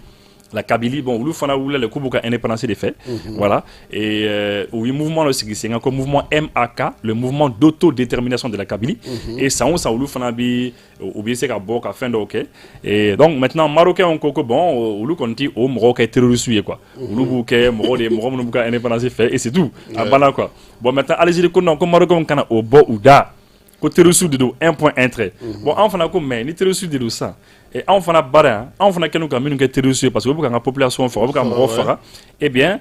Algérie il fana quand vous considérer comme des terroristes Algérie fana non quand vous considérer comme des terroristes donc aux stations les bandes ñonte Kassim mais en réalité feni bi femba ça va des boulot ni kelen ni bela jene bi femba ça va des boulot abi fin follow min boulot déjà il faut savoir que 2007 depuis que Algérie dans le bassin de Taoudeni bassin Mimbe le bloc 20 depuis que ATT kun yi Ahmed Diagne Semega bila u kun yi contrat dɔ kɛ ni Algérie Algérie kun ka Algérie kun yi san 4 da yɛrɛ ma k'a bɛna exploration kɛ ka jateminɛliw kɛ dugu jukɔrɔ ka filɛ ni pétrole ni fɛnw bɛ yen et puis que n'a bɔra ni a bɛ yen u b'a exploiter u kun y'o papier sɔrɔ u ka société dɔ bɛ yen ko Sonatrach olu bɛ gaz ni pétrole bɔ Algérie mais o bolofara dɔ fana bɛ yen ko Sipex de kun bi ka a baara n'a fɛnw kɛ bon ala y'a kɛ lorsque tubabu bɔra kalama ko u bi fɛ ka lajɛ ni pétrole ko ni fɛnw bɛ yen peut-être u sɔmina ko pétrole bɛ yen ko fɛn dɔ bɛ yen donc a ko balila parce que Algérien dɔw yɛrɛ de bɔra k'a fɔ ko tubabu de y'a ko bali ko tubabu sina ka terroriste damadɔni bila ka na dɔrɔn an ka nord na dɔrɔn k'a ko tiɲɛ quoi pour a kana se ka kɛ voilà bon Algérie nana dimi alors que Algérie kun ye miliyari caman bɔ maintenant au lieu que Algérie ka essayer ka négocier ni an ka mɔgɔ ye ni autorités ye à l'époque, soit le Amadou Aya Sanogo, ou soit le président John Kounda, ou bien soit le président Ibeka Nani, ou bien Oulu m'a négocié nous chier, Oulu digi des da accord d'Algérie qui a profité au fait qu'on y accord d'Algérie ni. N'a sera ka sigi senga. Nous n'a pas encore au Sego Garosro. Voilà, Yoron Miklan. Donc maintenant Algérie bi min soro là au bi boyani ou nous anya accord quoi. Nous y papier do yini jona nouvelle. O tu nga fait nga bono quoi. Voilà. Ça, donc, bon, finalement, Algérie va tara, mais à la fin, va tara. À la fin, nous sommes nous nana. Bon, nous avons accord d'Algérie qui est banakama. Bon, donc, on a 10 000. Voilà, c'est ça. Donc, ça, c'est un grand point. Et puis, principalement, bon, et puis, évidemment, puisque ça nous fait un barreau là, et puis, concernant tout le long de la frontière algérienne, amka bombardement dans les quais. I kasimi yɛrɛ hakili bala kɔsani na an kun ye bombardement daminɛ Desanguaté de Marara tuma min na i hakili bala maa minnu bɛ sanu bɔ a yɔrɔ la a caman ba de y'u ka yɔrɔ bila ka boli ka don Algérie kɔnɔna na ko bombardement bɛ yen ko sanu tɛ se ka bɔ bon sanu dingɛ minnu b'o yɔrɔ nin na bon u bɛ sanu de bɔ en fait et mɔgɔ caman yɛrɛ ɲininikɛla caman yɛrɛ k'a fɔ ko Algérie fanga bi ka profiter a la u bɛ caman de sɔrɔ o la donc sisan komi a datugura sa a jour ka fɛn kan mais a jour ka wariw kan parce que o de kama u y'a annoncé k'u ka sanu dingɛ ba 2 bɛ yen k'u bɛn'o dayɛlɛ 2025 u yɛrɛ ta u ka dugukolo ka ye u yɛrɛ ta ko parce que k'a bɛ ka jouer o kan et puis que u kun y'o sanu dingɛ ninnu datugu k'a bɛ san 10 bɔ donc ça veut dire que à peu près olu tun jigi tun bɛ Desanguaté ni sanu de kan bon k'u ka affaire u ka wari kɔkɔrɔma don n'o ye parce que Kasim ne e ka sanu dingɛw datugu san 10 o kɔrɔ ye k'i dɔ de sɔrɔ kɛ mais est-ce que arabu jamana bɛ farafinna wari min bɛ Algérie kun mara la est-ce que o jamana bɛ yen non wari kɔni b'u kun mais ne t'a dɔn pour que o t'anw to yen quoi fɛn fɛn kɔni bɛ kɛ ko kɔrɔnfɛla ko in na i b'a ye u yɛrɛ b'u sen sɔrɔ a la an y'a ye fana k'a fɔ nin ko in fana sen fɛ u n'anw bɛ ɲɔgɔn na u ni Faransi fana bɛ ɲɔgɔn na o sama-samali Maroc fana taalen don i yɛrɛ sɔrɔ fana kɔnɔna na tuguni. Oui, parce que en fait, on est français, bon, Francis, bon, Francis, le président français, Chouko Doudia, bon, que c'est bon, hein, que le Sahara occidental, bon, il a reconnu la marocainité du Sahara occidental. Non, Algérie. Voilà. Non, en Algérie, tu es Tuguni. Voilà. Parce que France, parce que il y a en Algérie, on a fait notre France là. Est-ce que ma ballon d'Otigo là? Oui, est-ce que c'est pas le blé ou bien voilà, oui, fait no kontigo la. Les frères en club là pour mana toi vous beka kuma foko il fait no tigo là. Ouais, au Bignona. Bon, c'est vrai, Marocain on connaît Bignona depuis très longtemps parce que guerre des sables de la Kakou fait faut au Kelen na bab makoya. En 1963, le Modibuké était dans le Kelen. Mais voilà, au guerre des sables B parce que voilà Maroc territoire d'Obé. Marocain oko ou Ulutade. Français au Katola kana wumene kulu tarido Algériens ko non écoute on tarido donc au Kele obi c'est na toujours et puis puisque Marocain fana bika fin l'Occidental bon kala Marocain on taille pratiquement parce que Marocain kono kulu kon tarido bu ka investissement ni fon kala Marocain ni Émirats Arabes Unis mo fana bu ñombulu o ka baraw ka ñoron fait Émirats Arabes Unis yele na la consulat de Daile Sahara occidental partie yoronina et voilà donc au bella deni keno ka Algérie kon di Marocain encore et puis voilà quoi c'est un peu ça et voyez ka fa nga ministre min sigileno malien munu me ko ka ale fana tara Mauritanie bataki do dirama nga yana kata ay muna kolosi o e ka fo an ga mogo munu me no mobile boli ke nous be mogo taka nu nous sera sa Mauritanie nous tena Mauritanie fena u be mogo jigi ku do mobile wala de kono o mobile be wa mugane mine ula ka soro do war mine ula Bamako ya ku be tanu wa segi waa taa k'u bɛ taa n'u ye fo Nouakchott mais n'u sera Mauritanie territoire kan mobili wɛrɛ de b'o ta wa o mobili ale de bɛ segin n'u ye i bɛ wari wɛrɛ sara 20,000 pour que i ka se ka taa Nouakchott et puis o mobili kelen de fana bɛ mɔgɔ ta ye sisan ka don Mali kɔnɔna na an y'a ye fana maliyɛnw fana sirilen u bɛ ka gosi Mauritanienw fɛ Mauritanie dugukolo kan est ce que nin tɛ cɛ takakun dɔ ye. Ouais, nous comme sera parce que c'est vrai que ama tra kun fo. Voilà au cours de tra papier dit. Tra papier dit. Mais ani ni ko nun dugura ɲɔgɔn na dɛ. Voilà, ni ko minnu tugura ɲɔgɔn na. On va espérer que voilà quoi parce que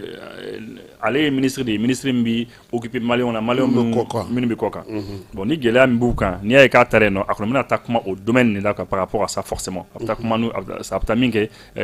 à n'o bɛ rapport là quoi forcément mais maintenant il y a un point peut-être que on peut profiter k'a fɔ fana ni je sais pas n'a sera ka kuma ya si c'est ka ko fana na ya ka ko mɛnna mais voilà ya c'est ka ko fana mɛnna trop o mɛnna trop surtout malien minnu bɛ yen u ye wulikajɔ ni fɛn sugu bɛɛ k'a la kabini kuma jan ka se k'a lajɛ ya ka ko bɛ se ka ɲɛnabɔ cogo min na mais Algérie ni Mauritanie ka surun ɲɔgɔn na dɛ et puis Mauritanie bɛ sɔn ko caman ma Algérie bolo. Oui, parce que Algérie kɛlen ka yɛrɛ considéré comme kɔrɔkɛ quoi ale de ye Mauritanie kɔrɔkɛ ye ale de ye Mali fana kɔrɔkɛ ye et puis Niger ni Burkina bɛ ale de an bɛɛ kɔrɔkɛ. Voilà, c'est lui le grand frère. Parce que n y'a ye k'a fɔ hali kunu wa kunna sini Burkinakaw fɛ yen u ka ministre muso dɔ taara dɛmɛ dɔ dili ni fɛn dɔw la. U ka ambassadeur. Voilà, a bɛ ka labɛn dɔ fɛn dɔ dɛmɛ dili dɔ labɛn Burkinakaw fɛ yen. Exactement. Ambassadeur Mimbi, Algérie ambassadeur Mimbi, il y a ni Mousso de l'eau. Mais je crois qu'à Kanata, un truc comme ça. Aller de Coco, bon, Algérie Coco, vraiment, on veut faire un Burkina demain, ou qu'à quelle n'a quoi. La lutte contre le terrorisme. Le terrorisme, quelle n'a quoi, Burkina demain, ou on a mené un douma, ou bien c'est qu'à faire des couilles. Mais on sait qu'au Cameroun, on n'est pas quoi. À quel point on est. À quel point on est, quoi. Parce que, vous m'avez connu. Non, mais à Djaï, nous l'avons Kakala, oh mais est-ce que ni balo droit? Est-ce que Moussa il me a balo comment? Parce que est-ce que tu capitaine veillé? Non, bien sûr. Voilà. Quelqu'un maintenant dit, vous n'avez pas qu'un Burkina, pourquoi Burkina de Maka, quelle n'a? C'est-à-dire vraiment qu'aucun cas Cascasra au Bédal ni Burkina quoi. Bon, la Mauritanie aussi, Mauritanie connaît, Mauritanie pourquoi Maroc de quoi?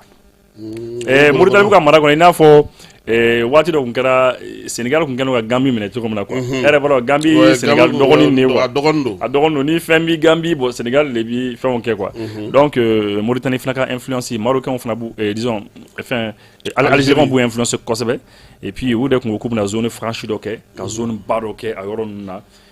Tebboune a ka projet caman de b'a yɔrɔ ninnu na quoi. Non en fait Tebboune ka munumunu dabila. Ou quand on code d'abord ou quand on a misé comme un quoi. Est-ce qu'à Mamolia? Voilà. Bon parce que notre la Burkina on a commandé en allez pardon allez on a commandé bon on a fait bon d'accord un dîner qu'on l'a dit bon on va faire pour le faut travailler il faut la fouiller bon ou quand mon nous voilà ou d'abord quoi ou de mêler d'abord en contre là quoi un grand femme et puis même ça minga grand femme ok c'est un peu ça quoi. Ayiwa an farafin damaw fana ni ani arabu jamanaw fana fɛ mais Ghana y'a tɛgɛ bɔ. Exactement. Ghana y'a tɛgɛ bɔ et puis Ghana John Dramani Mahama mais ne ma min faamuya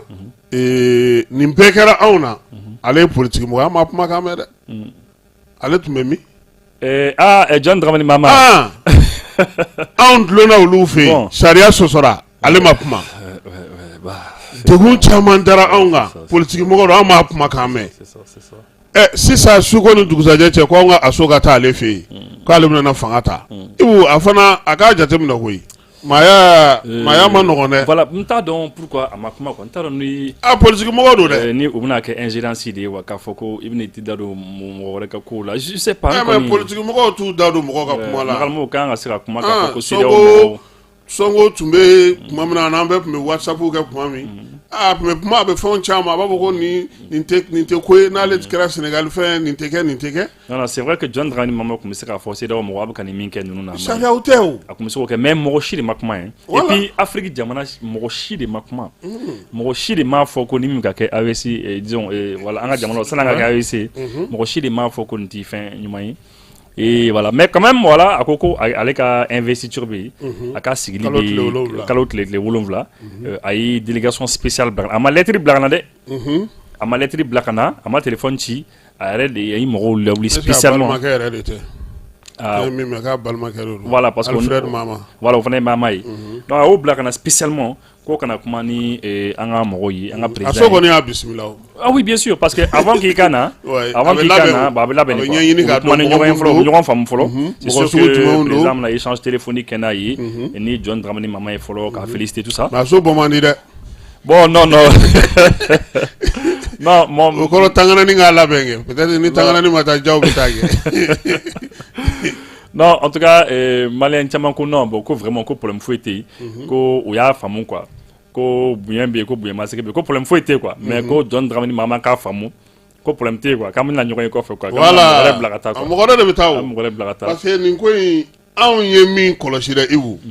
c'est-à-dire n'i tɛ ko la, n'a tɛ bɛn i ma, n'i kɔni ye maanifin ye, i t'a fɔ, ouais, c'est ça, n ka cɛkɔrɔba Ala ka hinɛ a la, Amadu Jikɔrɔni. Accord d'Alger kɛra don min ne n'a émission kɛ a ma da fɔli ma dɛ a y'a fɔ ko lebu sɛbɛn janfa sɛbɛn farali sɛbɛn min tɛ se ka don ba la a nana ka na émission kɛ k'a fɛsɛ ka tabiyaw ni fɛnw ta k'a fɔ a ko bi bɛ sini bɛ fisɔn nin ye ne hakilina ye non a kasɛti bɛ yan donc mɔgɔ n'i tɛ fɛn min na i t'a la surtout Gana ye jamana ye maa tɛ se k'ale bali k'a tɛ kuma mɔgɔ si tɛ se ka bali surtout UEMOA min tɛ olu yɛrɛ tɛ UEMOA min na olu bɛ sedi de dun UEMOA min bɛ wari o bɛ taa kɛ olu fɛ yen ale ma kuma n'an ma se ka nin faamu bon n'ani u bɛ na ɲɔgɔn sɔrɔ don nataw la n b'a dɔn k'a fɔ a kɛra cogo cogo a bɛ na yan o a bɛ na yan parce que voilà a bɛ na n'a nana ani aso bɛ se ka ɲɔgɔn faamu et puis anw ka tagabolo ye fɛn mun ye yanni ale yɛrɛ ka na fɛn y'a daminɛ o Nana Akufo-Addo y'a daminɛ o o Nana Akufo kun ye a ka ministre de la sécurité bila ka na yan o ni Dawudu ye ɲɔgɔn ye o réunion kɛra Bamakɔ yan o kɔfɛ fana o ye muso dɔ fana bila ka na n t'a dɔn k'u ka mun charger de fɛn o fana nana o kɔsa in na u nana parce que u fana b'a dɔn i b'a na hali an yɛrɛ ka communauté minnu bɛ yen an ka maliyɛn minnu bɛ yen olu bɛɛ kun kan ka kuma o ne yɛrɛ ye communauté bɛɛ ka wuli ka jɔ kɛ mais maliyɛn minnu bɛ Gana ne m'o kumakan mɛn gɛlɛya in kɔnɔna na dɛ. non Kasim c'est à dire Kasim ne yɛrɛ quoi diɲɛ yɛrɛ kɔnɔ n'i diɲɛ yɛrɛ ta n'a bɔra Rusiw la ani de temps en temps chinois diɲɛ jamana si ma kuma ka AES jamanaw dɛmɛ o ka nin kɛlɛ la. A tɛ yen. diɲɛ jamana si ma kuma. A tɛ yen. diɲɛ jamana si opposant fana ma bɔ ka kuma. ne kɔni hakili t'a la k'a fɔ ko opposant dɔw bɔra k'a fɔ ko nin bɛ kɛ ko CEDEAO mɔgɔw bɛ ka nin kɛ ninnu na k'a tɛ ka ɲɛ ah non non. an kɔni an y'an ka kɛlɛ kɛ. e mun bɛ ko caman CEDEAO ye fila de ya. ah bon non CEDEAO ye kelen de ye. kelen Guinée tɛ CEDEAO la. ah si Guinée bɛ CEDEAO la. o dun bɛ ka mun ɲɛsin o ma munna tɛ k'o ɲɛsin Guinée ma Guinée fana ma k'ale ka transition b'ale 31. mais Kasim. foyi tɛ ka fɔ Guinée ma o. mais Kasim o de kama an bɔra CEDEAO kɔnɔ. papa tiga ti pa hali cɛ tɛ wele k'a ɲininka k'a fɔ ko nin banna. CEDEAO bɛ taa réunion hali u tɛ Guinée ko u tɛ Guinée yɛrɛ d'u ka communiqué la tuguni. non mais Kasim o de kama an bɔra CEDEAO kɔnɔ. voilà olu b'a fɔ k'a fɔ k'u bɛ fɛ ka misali yira anw na. aw yɛrɛ tɛ misali baara kɛ sinon n'aw ko ko transition anw bɛ transition na Guinée bɛ transition na ah Mali ni nin ko k'u bɛ bɔ Guinée a lajɛ i fana ka élection kɛ i ka ko mais olu t'o fɔ olu tɛ foyi fɔ olu b'u ɲɛsin mɔgɔw de ma u tɛ fɛ ka mɔgɔ minnu ye u bɛ fɛ ka mɔgɔ minnu don u sagoda fɛ o de la ne ko n ko CEDEAO kuma dɔ la i b'i yɛrɛ ɲininka ni mɔgɔ b'a fɔ k'an ka to tɔn min kɔnɔ n'u b'a dɔn quoi dɔw bɛ k'a fɔ an ka to min na n'o y'a sɔrɔ u b'a dɔn yɛrɛ yɛrɛ. i tɛ kuma n'u ye de ni minnu ko an ka to a kɔnɔ i b'u to yen de quoi i tɛ kuma de parce que n'i ko k'i bɛ kuma n'u ye ka ko ninnu bila i kun na dɔrɔn i b'i yɛrɛ sɛgɛn pour rien quoi ni min ko k'a bɛ to a la i b'a fɔ k'a ka yɛlɛma CEDEAO jamana dɔ kɔnɔ a k'a ka bolimafɛn a k'a ka so ta quoi a ka taga CEDEAO jamana dɔ kɔnɔ an kɔni bɔra a kɔnɔ parce que la CEDEAO est une organisation injuste organisation injuste de don u ye wulikajɔ min kɛ Mali ni Burkina ni Niger contre la dɔwɛrɛ tun tɛ koyi c'était pour ka correction de di an ma k'an corriger ka ko d'an kan pour que jamana tɔw an ka kɛ misali ye quoi jamana tɔw k'a fɔ ko bon k'an m'a ye min kɛra Mali ni Niger ni Burkina donc n'i ko k'i bɛ bɔ ninnu ka mara kɔnɔ nin de bɛ k'i la o dɔrɔn de don sinon voilà c'est un peu ça mais Kasim fɔ kuma nin yɔrɔnin kun cɛ ni min ye John Dramani Mahama a ye nin kuma min kɔni fɔ a ye délégation bila ka na ka tila k'a fɔ ko ani AES bɛ fɛ ka baara kɛ ɲɔgɔn fɛ k'a bɛ fɛ non ko ils veulent renforcer les relations avec le Mali et l'AES. n'a ti France ka jɛ kɔnɔna na bon u kɔni y'o min fɔ n'o est vigilant non c'est vrai an hakili b'an yɛrɛ la o c'est-à-dire vigilance pays mais fin dɔ fana bɛ qui est important c'est-à-dire bibi na CEDEAO tɔ bɛ ka fragiliser le ka taa CEDEAO kun bɛ ka siran ni ligne u tɔ bɛ ka fragiliser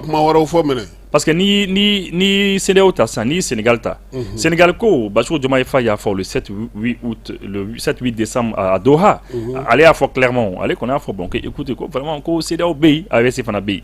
yen bon ko an bɛ baara kɛ ni AES a b'a ka minɛnw feere yɔrɔ fɔ kɛ k'a bɛ baara kɛ ni CEDEAO ye voilà dɔ na taa ka pouvoir la o voilà bon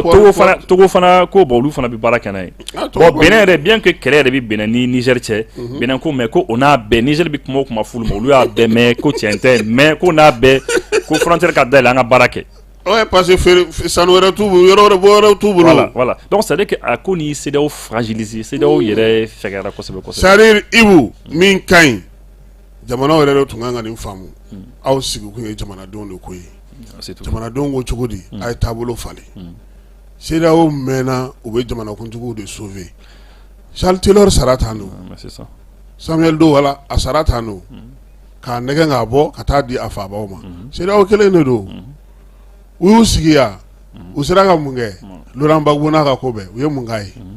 Gbagbo yɛrɛ kuma dɔ fɔ dɛ ko ONU ko ONU ye lettre ci Alassane Dramane Ouattara ma k'a fɔ a ye ko ale Laurent Gbagbo k'a b'i présenter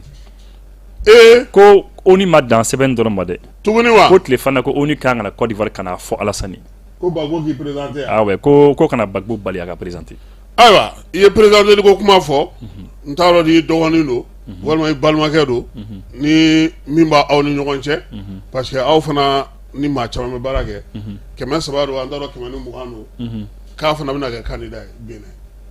n y'a kuma mɛn wula in na John Kémi Seba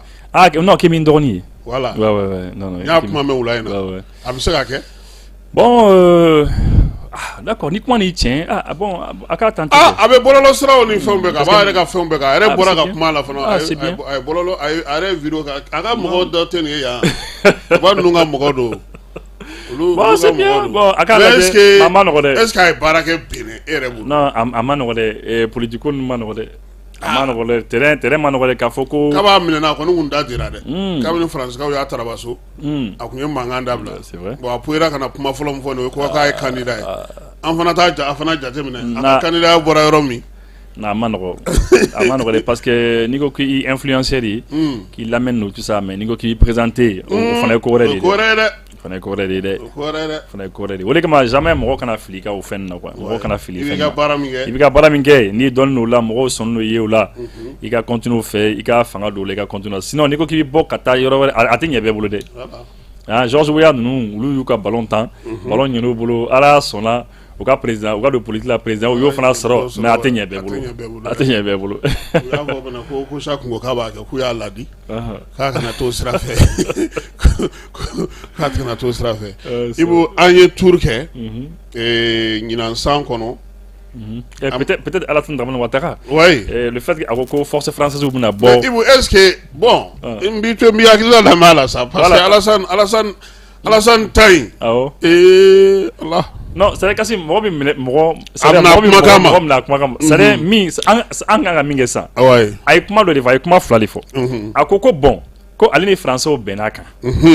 ko les forces françaises vont quitter la Côte d'Ivoire mais k'a bɛ daminɛ le 43e BIMA bataillon d'infanterie maritime ko olu de bɛna bɔ yen 43e BIMA bɛ bɔ yen ko comme ça ko kan nin Ivoirien yɛrɛ de bɛna kan diriger u b'u ka baara n'u ka fɛnw k'a kɔnɔ a y'o de fɔ maintenant français siyɔrɔ bɛ kan in kɔnɔ yan siyɔrɔ b'a kɔnɔ siyɔrɔ bɛ yen so bɛ yen bon maintenant ale y'o de fɔ français kun ye min fɔ Emmanuel Macron ka envoyé spécial Bockel Jean-Marie Bockel ale ko non k'u bɛna se ka yɛlɛmaniw de k'o la de manière à ce que français kana ye ka ɲɛ olu kana na kɛ ɲɛfɛ voilà u kana kɛ ɲɛfɛ ka dɔ bɔ u ka fɛn na u ka yeli la u ka envers ka dɔ bɔ ka b'u ka yanga ka yanga la u ka fɛngɛ bon maintenant kuma kɛra fila ye an ko bon puisque Alassane ye nin fɔ problème foyi t'a la an y'a mɛn donc an bɛna sigi a ko janvier o 43e avion mɔgɔ bɛ taa an bɛna sigi a filɛ ni avion Ibu ne b'a bamanankan f'i ye u bɛna sɔrɔsi fini bɔ ka to Côte d'Ivoire ye